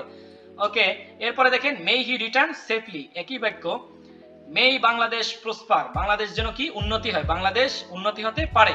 তাহলে এই যে ইচ্ছা প্রকাশ করেছে, ইচ্ছা প্রার্থনা, এই বাক্যগুলোর অর্থ বিভিন্ন রকম হতে পারে। ইচ্ছা অর্থ হতে পারে, আশীর্বাদ অর্থ হতে পারে, বা প্রার্থনা অর্থ হতে পারে। আপনি যেভাবে এটার ব্যাখ্যা করতে পারেন, যেভাবে অর্থ করেন, কোনো সমস্যা নেই। এরপরে আমরা আলোচনা করব এক্সক্লেমেটরি সেন্টেন্স নিয়ে। তাহলে আপনার অবজেক্টিভ সেন্টেন্স নিয়ে অত বেশি ভাবার দরকার নেই। আপনি হচ্ছে গিয়ে বেশি গুরুত্ব দিবেন হচ্ছে গিয়ে ইমপেরাটিভ সেন্টেন্স নিয়ে, ইন্টারোগেটিভ সেন্টেন্স নিয়ে, এবং আপনার জানতে হবে অ্যাসার্টিভ সেন্টেন্সটা ভালো মতো। অ্যাসার্টিভ সেন্টেন্সের অ্যাফার্মেটিভ এবং নেগেটিভ সেন্টেন্সটা বিস্তারিত জানবেন। বিস্তারিত জানার পরে আপনার এই যে একটু আগে যেটা আলোচনা করলাম অবজেক্টিভ সেন্টেন্স, এটা নিয়ে আসলে আহামরি তেমন কিছু আপনার করতে হবে না। তবে এই এক্সক্লেমেটরি সেন্টেন্স কিন্তু আমরা সচরাচর সাধারণ জীবনে অনেক ব্যবহার করে থাকি। তাহলে আজকে আমরা এখন জানবো এক্সক্লেমেটরি সেন্টেন্স। এক্সক্লেমেটরি সেন্টেন্স মানে কি? বাক্য দ্বারা মনের আকস্মিক অনুভূতি, আবেগ, মনের আকস্মিক রাগ, ক্ষোভ, বিস্ময়, ইচ্ছা, সুখ, দুঃখ ইত্যাদি যদি প্রকাশ করা হয় সেটাকে এক্সক্লেমেটরি বলে। তাহলে কি প্রকাশ করবে? আকস্মিক অনুভূতি, আকস্মিক আবেগ, অথবা মনের আকস্মিক ভাব, রাগ, ক্ষোভ, বিস্ময়, ইচ্ছা, সুখ, এগুলো যদি হয় তাহলে সেটা হচ্ছে কি সেই সেন্টেন্স এক্সক্লেমেটরি সেন্টেন্স। আমরা উদাহরণের মাধ্যমে এটা শিখবো। উদাহরণের মাধ্যমে শিখলে আমাদের মুখস্থ হয়ে যাবে। দেখেন, wow, it's a beautiful day. Wow, it's a beautiful day. তাহলে এক্সক্লেমেটরি সেন্টেন্সের একটা গুরুত্বপূর্ণ দিক হচ্ছে এখানে একটা এই যে এক্সক্লেমেটরি একটা পাংচুয়েশন থাকবে। তাহলে এই যে একটা পাংচুয়েশন দেখতে পাচ্ছেন ওয়াও এর পরে, হ্যাঁ, এই যে ওয়াও এর পরে যে এক্সক্লেমেটরি, এটা একটা এক্সক্লেমেটরি পাংচুয়েশন। তাহলে এই দেখেন এই যে এই পাংচুয়েশনটা থাকবে। তাহলে এক্সক্লেমেটরি সেন্টেন্স আমরা কিভাবে বুঝবো? এই যে বাক্যের শেষে অথবা এই যে ওয়াও, হুররে, এগুলোর পরে কি থাকবে? একটা এক্সক্লেমেটরি পাংচুয়েশন থাকবে। পাংচুয়েশনের উপর একটা ভিডিও বানাতে হবে, আপনাকে দেখার আমন্ত্রণ রইল। একটু চ্যানেলটা সাবস্ক্রাইব করে রাখবেন যারা নতুন। তাহলে wow, it's a beautiful day. আবার এভাবেও বলা যেতে পারতো, এখানে একটা কমা দিয়ে এই যে ওয়াও এর পরে কি করতেন? একটা কমা দিয়ে দিতে পারতেন, wow, it's a beautiful day, এবং এই যে এক্সক্লেমেটরি এটা আপনি এখানে দিয়ে দিতে পারতেন, এখানে একটা দিয়ে দিতে পারতেন। ওকে, এর পরের বাক্যে যাই। এর পরের বাক্যটা দেখেন, হুররে বা হুররে। এই যে হুররের পরে কি একটা এক্সক্লেমেটরি দিয়ে দিয়েছে, we have won the World Cup. We have won the World Cup. এই যে তাহলে we have won the World Cup, তাহলে আমরা কি করেছি? আমরা বিশ্বকাপ জিতেছি। আমরা কি করেছি? বিশ্বকাপ জিতেছি। তাহলে এই যে দেখেন বিস্ময়, আগ্রহ প্রকাশ করতেছে, হ্যাঁ, ইচ্ছা প্রকাশ করতেছে। এই যে কোনো বক্তব্য হচ্ছে গিয়ে আকস্মিক ভাবে যে এই জিনিসটা পেয়েছে, সুখ পেয়েছে, আকস্মিক ভাবে সুখ পেতে পারে, দুঃখ পেতে পারে, দুঃখ, সুখ, ক্ষোভ ইত্যাদি প্রকাশ করতে এক্সক্লেমেটরি সেন্টেন্স ব্যবহার করতে হয়। তাহলে এই দেখেন, hurray, we have won the World Cup. তাহলে এটা কি ব্যবহার করছে? এই যে আকস্মিক সুখ, এই যে এটা ব্যবহার করার কারণে এক্সক্লেমেটরি সেন্টেন্স এভাবে ব্যবহার করে। তাহলে আবারও যদি আমি সংজ্ঞাটা বলি, তাহলে আকস্মিক অনুভূতি, আবেগ, মনের আকস্মিক রাগ, ক্ষোভ, বিস্ময়, ইচ্ছা, সুখ, দুঃখ প্রকাশ করতে এক্সক্লেমেটরি সেন্টেন্স ব্যবহার করা হয়। এর পরের সেন্টেন্সটা দেখেন, I cannot believe we won. I cannot believe we won, এটা কি অবিশ্বাস্য না? তাহলে এক্সক্লেমেটরি সমান আপনি যেটা লিখবেন সেটা হচ্ছে অবিশ্বাস্য কোনো জিনিস। অবিশ্বাস্য কোনো জিনিস সমান কি? এক্সক্লেমেটরি। তাহলে এক্সক্লেমেটরি সেন্টেন্স মানে অবিশ্বাস্য কোনো জিনিস। তাহলে I cannot believe we won, আমরা বিশ্বাসই করতে পারি না যে আমরা কি করব? জিতবো। এটা আপনি এই যে আই ক্যান, যেহেতু ক্যানের শব্দটা এসেছে, আমি একটু বলে দিই, গ্রামারের একটা রুলস বলে দিই যে ক্যান এই শব্দটা কিন্তু প্রেজেন্টও হতে পারে, ফিউচারও হতে পারে। আপনি এই বাক্যটা যে কোনো ভাবে আপনি ব্যবহার করতে পারেন। তাহলে I cannot believe we won, এখানে উই ওন হবে না, উইন হবে। কি হবে? উইন হবে। I cannot believe we win. I cannot believe we win, যেহেতু এটা কি উইন থেকে ওয়ান, তাহলে ওয়ান এই শব্দটা হচ্ছে কি পাস্টে। তাহলে I cannot believe we win হবে। কি হবে? উই উইন হবে। আপনারা একটু ঠিক করে নিয়েন, খাতায় লিখে ফেলেন। এর পরেরটা দেখেন, what a nice it is. এই বাক্যটা ব্যবহার করার কারণটা হচ্ছে গিয়ে এই যে অক্সিলারি ভার্বগুলো বাক্যের শেষে থাকবে, তারপরে কি এক্সক্লেমেটরি চিহ্ন থাকবে। তাহলে নিচের সেন্টেন্সটা what a nice it is. তাহলে what a nice it is, এটার মধ্যে দেখেন কি অক্সিলারি ভার্বটা শেষে আছে, ইট ইজ। তাহলে অক্সিলারি ভার্ব কোথায় আছে? শেষে আছে। এই যে এই যে অক্সিলারি ভার্ব শেষে, তাহলে এভাবে ব্যবহার হয়। তাহলে অক্সিলারি ভার্ব দিয়ে যদি কোনো বাক্য থাকে যেমন it is a nice, it is a nice car, it is a nice place, আপনি ওইটা কিভাবে করবেন? What a nice car it is, what a nice car it is, what a nice car it is, what a nice ball it is, এভাবে। তাহলে auxiliary verb যখন আসবে তখন সেটা কি সেন্টেন্সের শেষে চলে যাবে, তারপরে এক্সক্লেমেটরি চিহ্ন বা পাংচুয়েশন চলে আসবে। এরপরে দেখেন what a beautiful rose, what a beautiful রোজ। তাহলে হোয়াট দিয়ে যখন আমরা বাক্য তৈরি করি, এখানে দেখেন এই যে এ আসছে, এ আসছে, তাহলে এ আমরা কখন দেই? যখন এই যে ই থাকে, এই যে একটা কি থাকে, অ্যাডজেক্টিভ থাকে, তাহলে এ পাশে নাউন, এ পাশে কি অ্যাডজেক্টিভ, তাহলে অ্যাডজেক্টিভের পূর্বে আমরা এ বসাই এই যে এক্সক্লেমেটরি সেন্টেন্স গুলোতে, এটা পরীক্ষাতে আসে। আবার আমরা কখন দা দেই? দা তখনই দিতে পারি যেমন what the book is, what the book it is, what the book it is, তাহলে তখন দা বসছে নির্দিষ্ট করে বললে। ওকে, এর পরের সেন্টেন্সটায় যাই। Oh I have lost my pen, oh I have lost my pen. হ্যাঁ, সে এই যে আকস্মিকভাবে অবিশ্বাস্য কোনো কিছু ভাবে সে কি করেছে, পেনটা হারিয়ে ফেলেছে, তার পরীক্ষা হতে পারে, সে পরীক্ষার মধ্যে বলে ফেললো যে oh I have lost my pen, মানে কি তার পেনটা নষ্ট হয়ে গিয়েছে, তার কলম নষ্ট হয়ে গিয়েছে, এখন সে পরীক্ষা দিতে পারছে না। তাহলে আকস্মিক কোনো কিছু বোঝাতে কি ব্যবহার হয়? এক্সক্লেমেটরি সেন্টেন্স ব্যবহৃত হয়।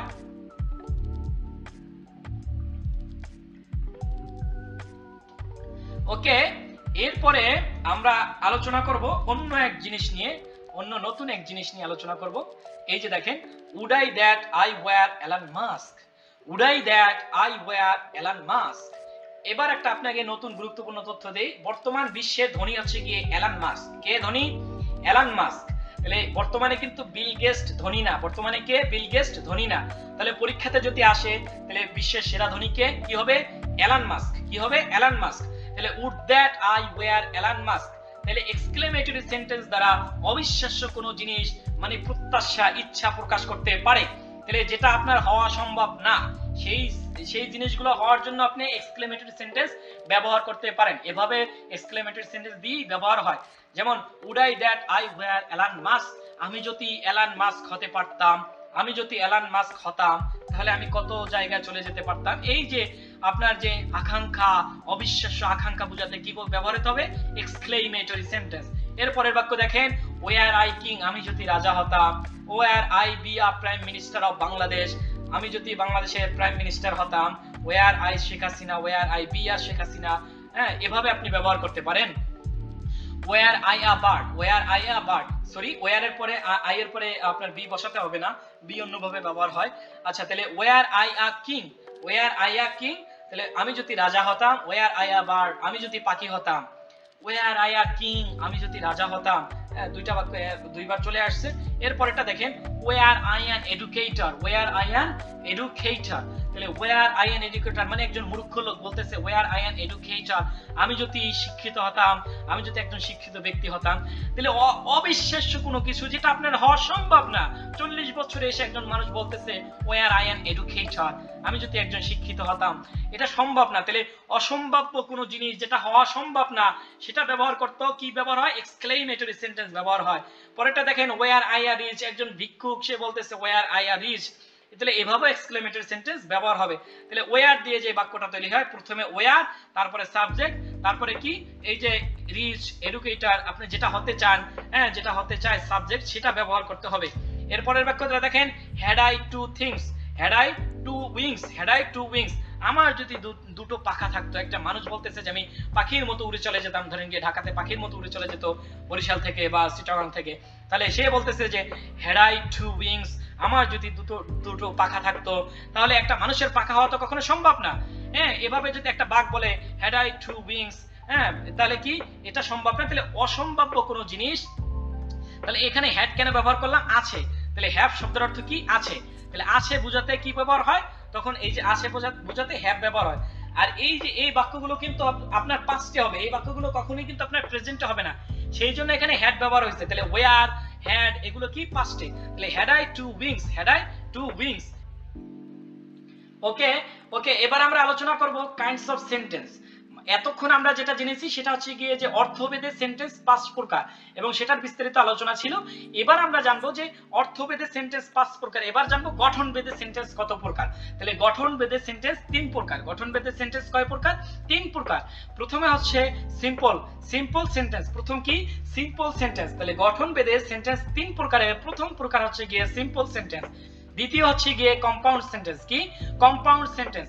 তৃতীয় কমপ্লেক্স সেন্টেন্স। কি? Complex sentence. তাহলে সেন্টেন্স 3 প্রকারের, সিম্পল, কম্পাউন্ড, কমপ্লেক্স। এগুলো নিয়ে আমাদের অনেক ঝামেলা হয়, আজকের পরে আর আপনার কোনোদিন ঝামেলা হবে না। তাহলে চলুন ওকে সিম্পল বাক্য। তাহলে এই যে সিম্পল বাক্য, এই সিম্পল বাক্য দিয়ে হচ্ছে কি আমরা এই যে সিম্পল বাক্য, এটা হচ্ছে কি আমরা সংজ্ঞার মাধ্যমে জানবো যে সিম্পল বাক্য কাকে বলে।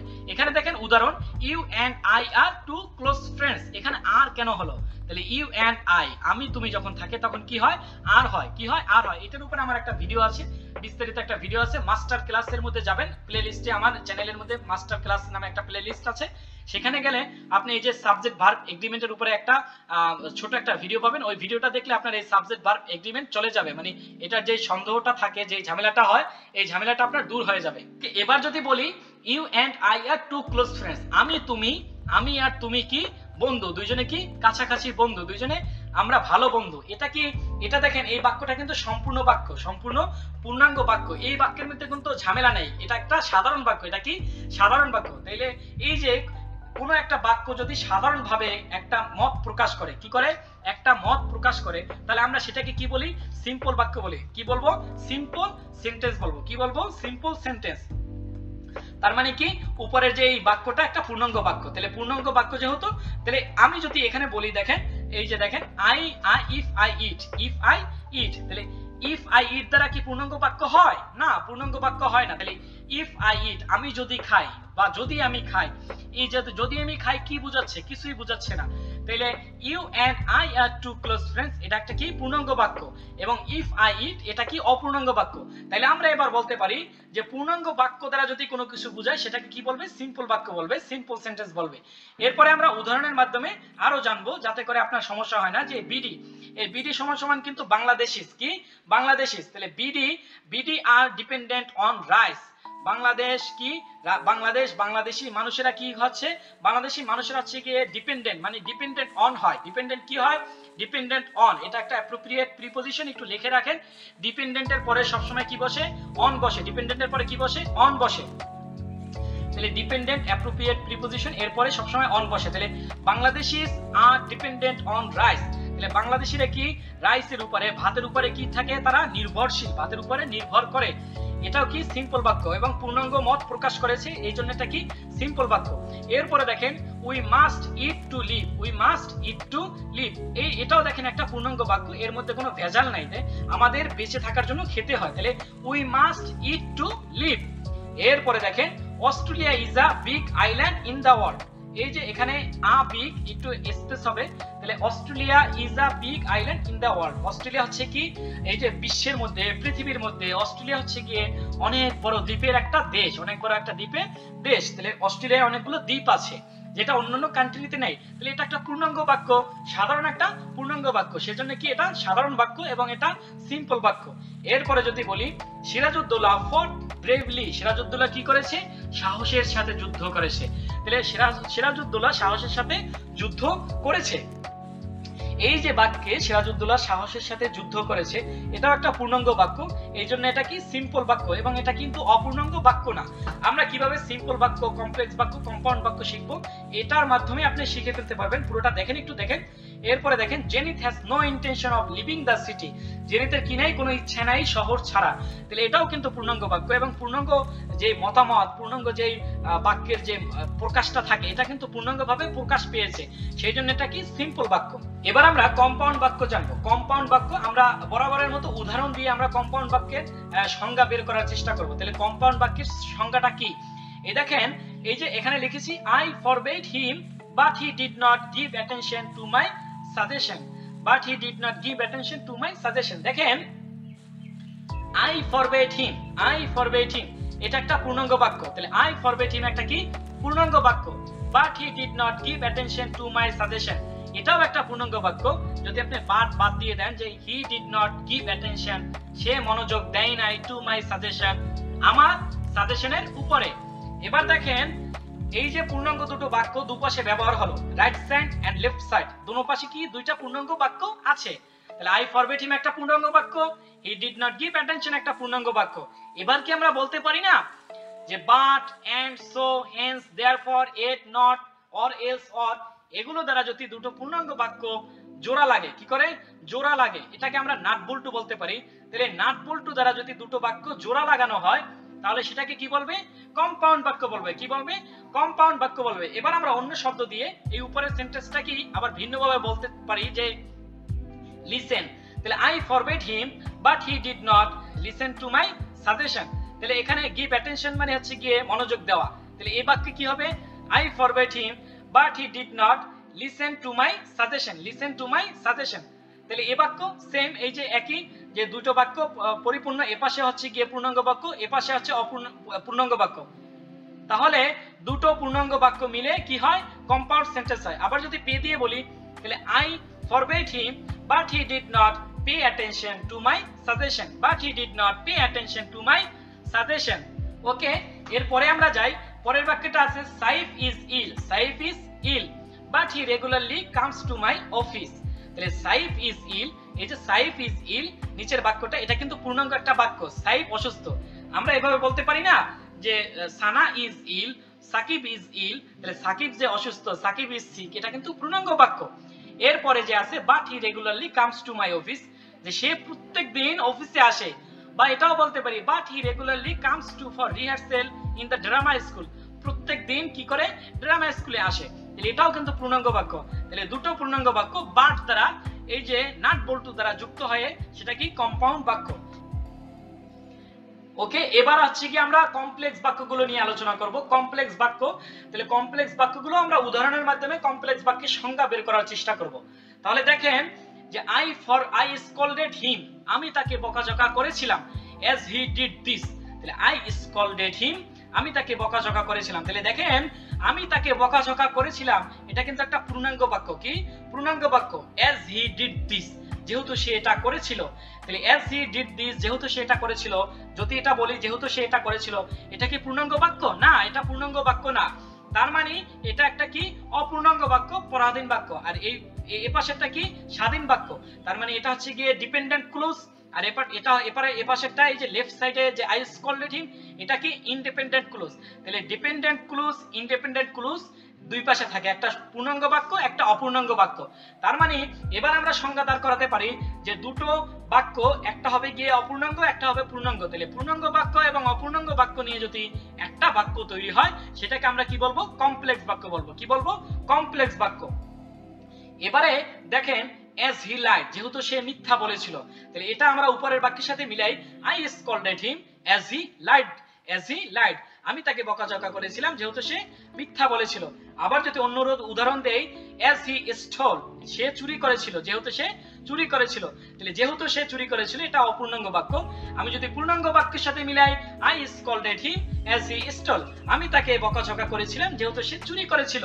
এরপরে যদি যাই as he did not do his homework, যেহেতু সে হোমওয়ার্ক করেনি, I scolded him, আমি তাকে বকাঝকা করেছিলাম as he did not do his homework।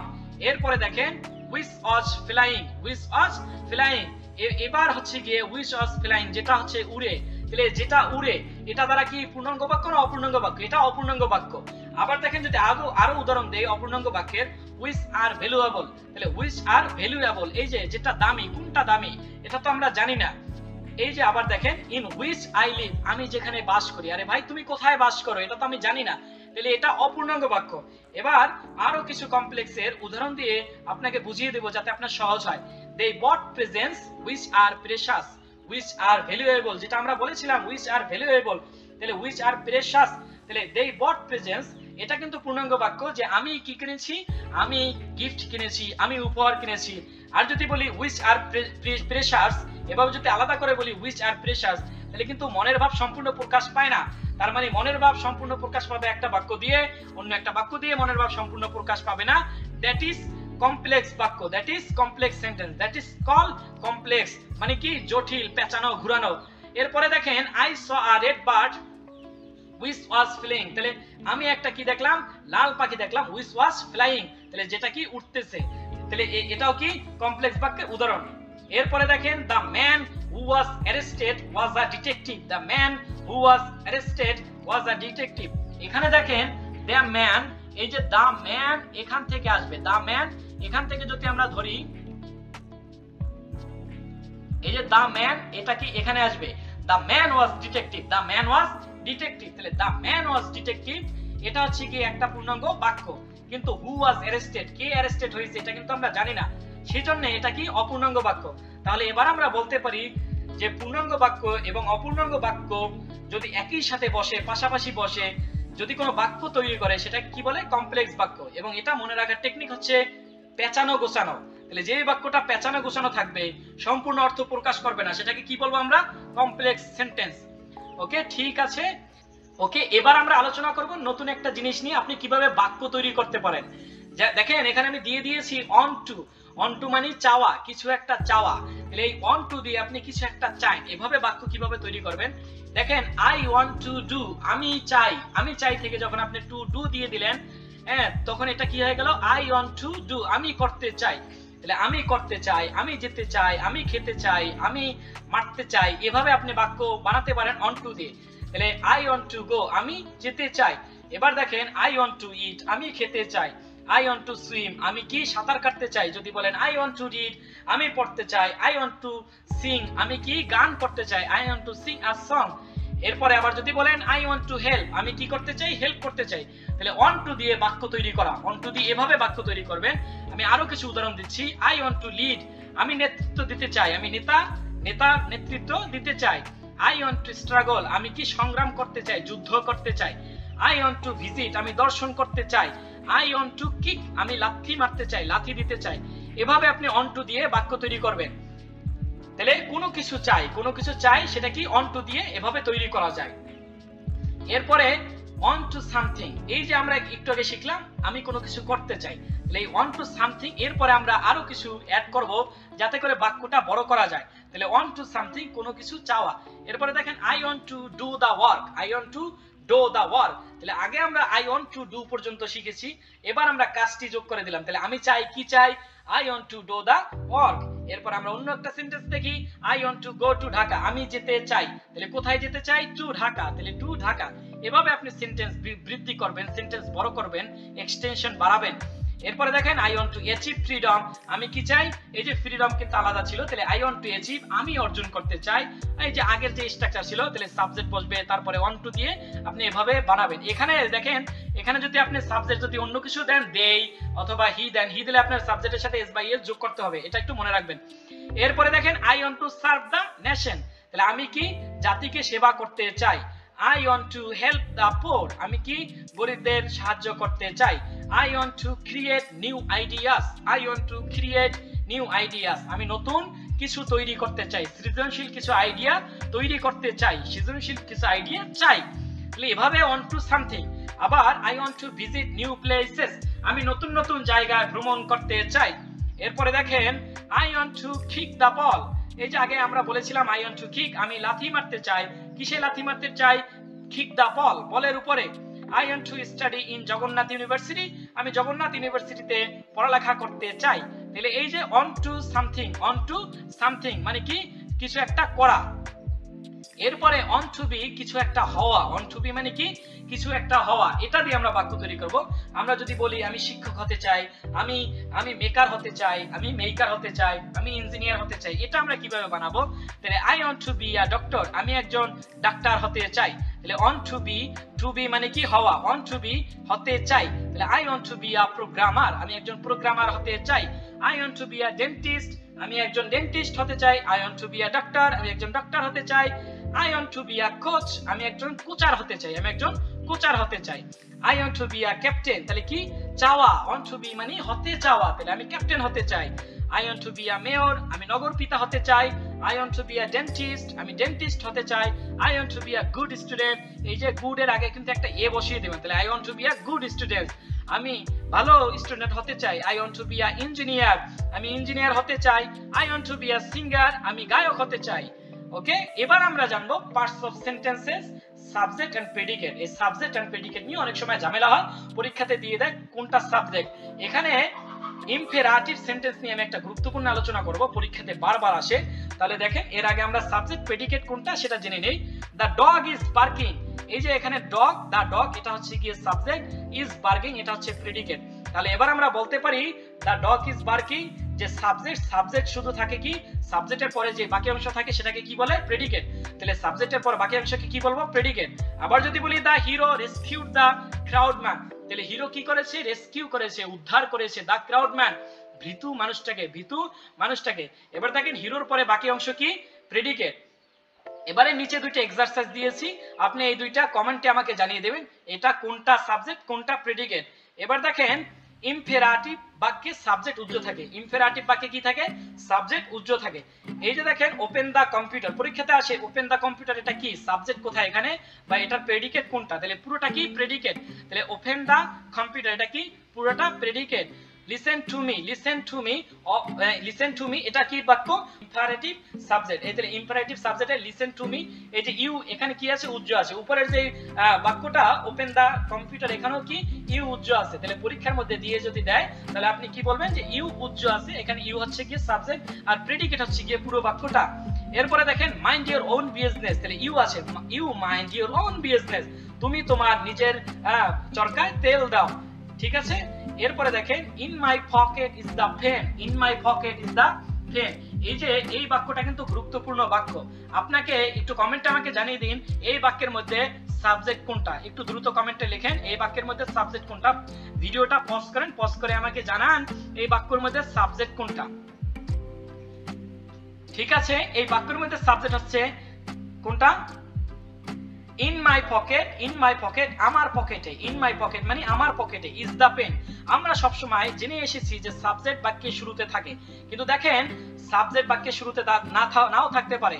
যদি কোনো শব্দের উপরে, যদি সাবজেক্টের উপরে জোর প্রদান করতে চায় তখন ভার্বের পরে সাবজেক্ট বসাতে হয়, ভার্বের পরে কি করতে হয়, সাবজেক্ট বসাতে হয়। তাহলে in my pocket is the pen, তাহলে এটা বোঝাচ্ছে যে আমার পকেটই কলমটা, আমার পকেটই কলমটি। তাহলে in my pocket is the pen, in my pocket is the pen. তাহলে এই যে ইন মাই পকেট এটা হচ্ছে কি এক্সটেনশন অবজেক্ট, অবজেক্টকে শুরুতে নিয়ে এসে তারপর হচ্ছে কি আমরা যদি ভার্ব দিয়ে দেই তারপরে যদি সাবজেক্ট দিয়ে দেই তাহলে সাবজেক্টকে জোর দেওয়ার ক্ষেত্রে এই রকমের বাক্য ব্যবহার করা হয়। এটা ইংরেজিরা অনেক ব্যবহার করে থাকে, আমাদের বাংলাদেশের গ্রামারে এই আলোচনাটা নেই। এরপরে যদি আরেকটা বলি বিউটিফুল ইজ দা বয়, তাহলে ওই যে ছেলেটা, ওই ছেলেটাই কিন্তু সুন্দর, তাহলে বিউটিফুল ইজ দা বয়, তাহলে ওই ছেলেটাই সুন্দর। এভাবে ছেলেটাকে গুরুত্ব দিয়ে বোঝাচ্ছে যে ছেলেটাই সুন্দর। তাহলে কোন সাবজেক্টের উপরে যদি গুরুত্ব প্রদান করা হয় সেক্ষেত্রে সাবজেক্টটা পরে বসে, তার আগে কি থাকে, ভার্ব থাকে। তাহলে ভার্বের পরে যদি সাবজেক্ট বসে সেটা গুরুত্ব বোঝাতে এভাবে ব্যবহার করা হয়, এটা পরীক্ষাতে মাঝে মাঝে এসে থাকে। ওকে, এবার আমরা আলোচনা করব সেন্টেন্স কমপ্লিমেন্ট নিয়ে। সেন্টেন্স কমপ্লিমেন্ট নিয়ে অনেক ঝামেলা হয়, এরপরে আর ঝামেলা থাকবে না। সেন্টেন্স কমপ্লিমেন্টের এই যে দেখেন ডিরেক্ট অবজেক্ট, ইনডিরেক্ট অবজেক্ট, আবার আছে অবজেক্ট মানে সাবজেক্ট কমপ্লিমেন্ট, অবজেক্ট কমপ্লিমেন্ট। তাহলে ডিরেক্ট অবজেক্ট এবং ইনডিরেক্ট অবজেক্ট কাকে বলে? এবার আমরা উদাহরণ দেই, he needs money, he saw us at the stadium, Jerry bought Mary a gift. এখানে দেখেন ডিরেক্ট অবজেক্ট ইনডিরেক্ট অবজেক্ট, যে হি নিডস মানি, এই যে মানি এখানে এটা ডিরেক্ট অবজেক্ট। তারপরে হি saw us at the stadium, এই যে স আস এটাও কি ডিরেক্ট অবজেক্ট। তারপরে এখানে দেখেন এট দ্য স্টেডিয়াম এটা কিন্তু ইনডিরেক্ট অবজেক্ট।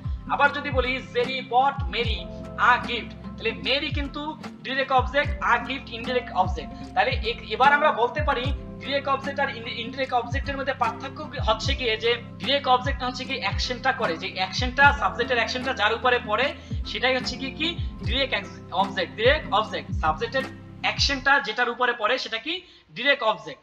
আর সাবজেক্টের রিসিভ যে করে, যেটা রিসিভ করে, তাহলে রিসিভার একটা হচ্ছে গিয়ে প্রাপক, তাহলে প্রাপক হচ্ছে গিয়ে কি ইনডিরেক্ট অবজেক্ট। তাহলে এখানে দেখেন জেরি বট মেরি, তাহলে এই মেরি কিন্তু হচ্ছে গিয়ে ডিরেক্ট অবজেক্ট, আর এখানে আ গিফট এটা কি ইনডিরেক্ট অবজেক্ট। তার কারণ এই ইনডিরেক্ট অবজেক্ট এখানে হচ্ছে গিয়ে জেরির যে অ্যাকশনটা যেটার উপরে পড়েছে সেটা কি রিসিভ করেছে, এই যে গিফট এটা কি, এটা হচ্ছে গিয়ে ইনডিরেক্ট অবজেক্ট। আর Jerry bought Mary a gift, তাহলে এই জেরি বট মেরি এই যে এটা কিন্তু এই যে মেরি এটা হচ্ছে গিয়ে কি এই যে অ্যাকশনটা যার উপরে পড়েছে সেটা হচ্ছে গিয়ে কি এই ডিরেক্ট অবজেক্ট। তাহলে ডিরেক্ট অবজেক্ট ইনডিরেক্ট অবজেক্ট হচ্ছে গিয়ে অ্যাকশন এবং রিঅ্যাকশন। তাহলে action of reaction is a হ্যাঁ, direct object and indirect object. Okay, এরপরে দেখি অবজেক্ট কমপ্লিমেন্ট। অবজেক্ট কমপ্লিমেন্ট মানে কি? They elected him chairman. তাহলে সাবজেক্টের অবজেক্ট যেটা হয়, সাবজেক্ট যেটা দ্বারা সম্পূর্ণতা পায়, সাবজেক্ট যেটা দ্বারা সম্পূর্ণ হয়, যেমন দে ইলেক্টেড হিম চেয়ারম্যান। এই যে দেখেন এখানে এই হিমের পরে কি আছে? চেয়ারম্যান আছে, তাহলে তাকেই চেয়ারম্যান বানানো হয়েছে। তাহলে এই যে ডিরেক্ট অবজেক্ট আছে না, যেটা ডিরেক্ট অবজেক্টকে যদি ডিরেক্ট অবজেক্টে যদি সম্পূর্ণ করে, যে অবজেক্টকে যদি সম্পূর্ণ করে, কোনো কিছু দিয়ে যদি, কোনো ওয়ার্ড দিয়ে যদি সম্পূর্ণ করা হয়, যদি আরো বেশি প্রকাশ করা হয়, তাকে যদি আরো ডিফাইন করা হয়, তাহলে সেটা কি? Object complement. তাহলে দে ইলেক্টেড হিম চেয়ারম্যান। এরপরে বাক্যে দেখেন most people think computers essential.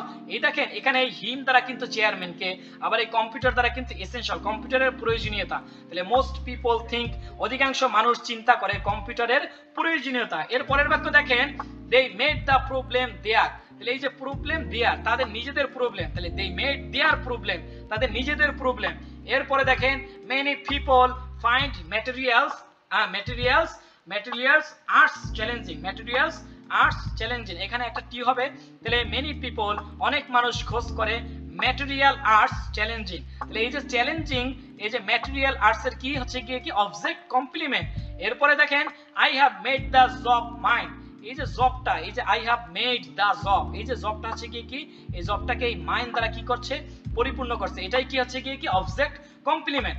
এরপরে দেখেন সাবজেক্ট কমপ্লিমেন্ট। সাবজেক্ট কমপ্লিমেন্টের ক্ষেত্রে সাম ডক্টরস আর স্পেশাল। এখানে দেখেন সাবজেক্টকে কিন্তু স্পেশাল ভাবে কিছু একটা বলার চেষ্টা করছে, মানে সাবজেক্টের অন্য একটা গুণ। তাহলে সাবজেক্টের অন্য একটা গুণকে কি বলে? সাবজেক্ট কমপ্লিমেন্ট বলে। তাহলে সাম ডক্টরস আর স্পেশাল, তাহলে ডক্টররাই কিন্তু স্পেশাল। অ্যালার্জিস রিমাইন আ প্রবলেম। তাহলে এই যে অ্যালার্জিটাই কিন্তু প্রবলেম, তাহলে এটা কিন্তু স্পেশাল। তাহলে ইউ লুক সিক, তাহলে তুমি সিক, তাহলে এটা কি সাবজেক্ট কমপ্লিমেন্ট। সাবজেক্ট সম্পর্কে যদি এক্সট্রা কোনো কিছু স্পেশাল ভাবে বলা হয়, সেটা হচ্ছে কি সাবজেক্ট কমপ্লিমেন্ট। এরপরে দেখেন he is sincere and honest. তাহলে সিনসিয়ার এন্ড অনেস্ট, এটা কিন্তু হি কে বোঝানো হচ্ছে, তাহলে হি কে ডিফাইন করা হচ্ছে, হি কে অতিরিক্ত তথ্য দেওয়া হচ্ছে, সেটাই কি subject complement. The dinner is delicious and nutritious। তাহলে ডিনারটা কি সুস্বাদু, নাট্রিশাস পুষ্টিকর। তাহলে ডিনারটাকে কিন্তু অতিরিক্ত একটা তথ্য দিয়ে, অতিরিক্ত একটা গুণে গুণান্বিত করা হচ্ছে, তাকে কি বলে? Subject complement. ঠিক আছে, এরপরে এই যে আমি একটা এক্সারসাইজ দিয়ে দিয়েছি। এই যে এতক্ষণ ধরে পড়ালেখা করলাম, আলোচনা করলাম, এই পড়াগুলোর লেখাগুলোর উপরে আপনাকে এই এক্সারসাইজটা করতে হবে। এই এক্সারসাইজটা করেন, করে হচ্ছে কি কমেন্টে জানিয়ে দিবেন কোনটা কি হবে। আপনি যদি কোনোটা না পারেন, তাহলে আমাকে কমেন্টে লিখে দিন যে এটা আমার ঝামেলা হয়েছে, এটা সমস্যা হয়েছে, পারিনি। আমি আপনার রেসপন্স করব, খুব দ্রুত রেসপন্স করব। তাহলে ঠিক আছে, এবার আমি একটা কথা বলি। আমার চ্যানেলটি যদি ভালো লেগে থাকে, আমার ভিডিওটি যদি ভালো লেগে থাকে, তাহলে চ্যানেলটি সাবস্ক্রাইব করবেন এবং নোটিফিকেশন বাটনটি অন করে দিবেন, এবং আমার চ্যানেলের সমস্ত ভিডিওগুলো দেখার অনুরোধ রইল। এখানে আমি ইংলিশের একদম বেসিক লেভেল থেকে অ্যাডভান্স লেভেল পর্যন্ত আমি আপনাদেরকে কোর্স করাবো, এবং যারা জব নিতে ইচ্ছুক তাদের জন্য সুসংবাদ আছে। এই যে সাধারণ জ্ঞান, ম্যাথ, এগুলো শর্টকাট টেকনিক নিয়ে আলোচনা করা হয়, এবং খুব ভালো ভালো লেকচার আমি আপলোড করব ইনশাআল্লাহ। আপনাকে আমার লেকচারগুলো দেখার আমন্ত্রণ রইল। আমার জন্য দোয়া করবেন, আপনাদের জন্য অনেক দোয়া। আমার ভিডিওটা সম্পূর্ণ দেখার জন্য আপনাকে শুভেচ্ছা, অভিনন্দন।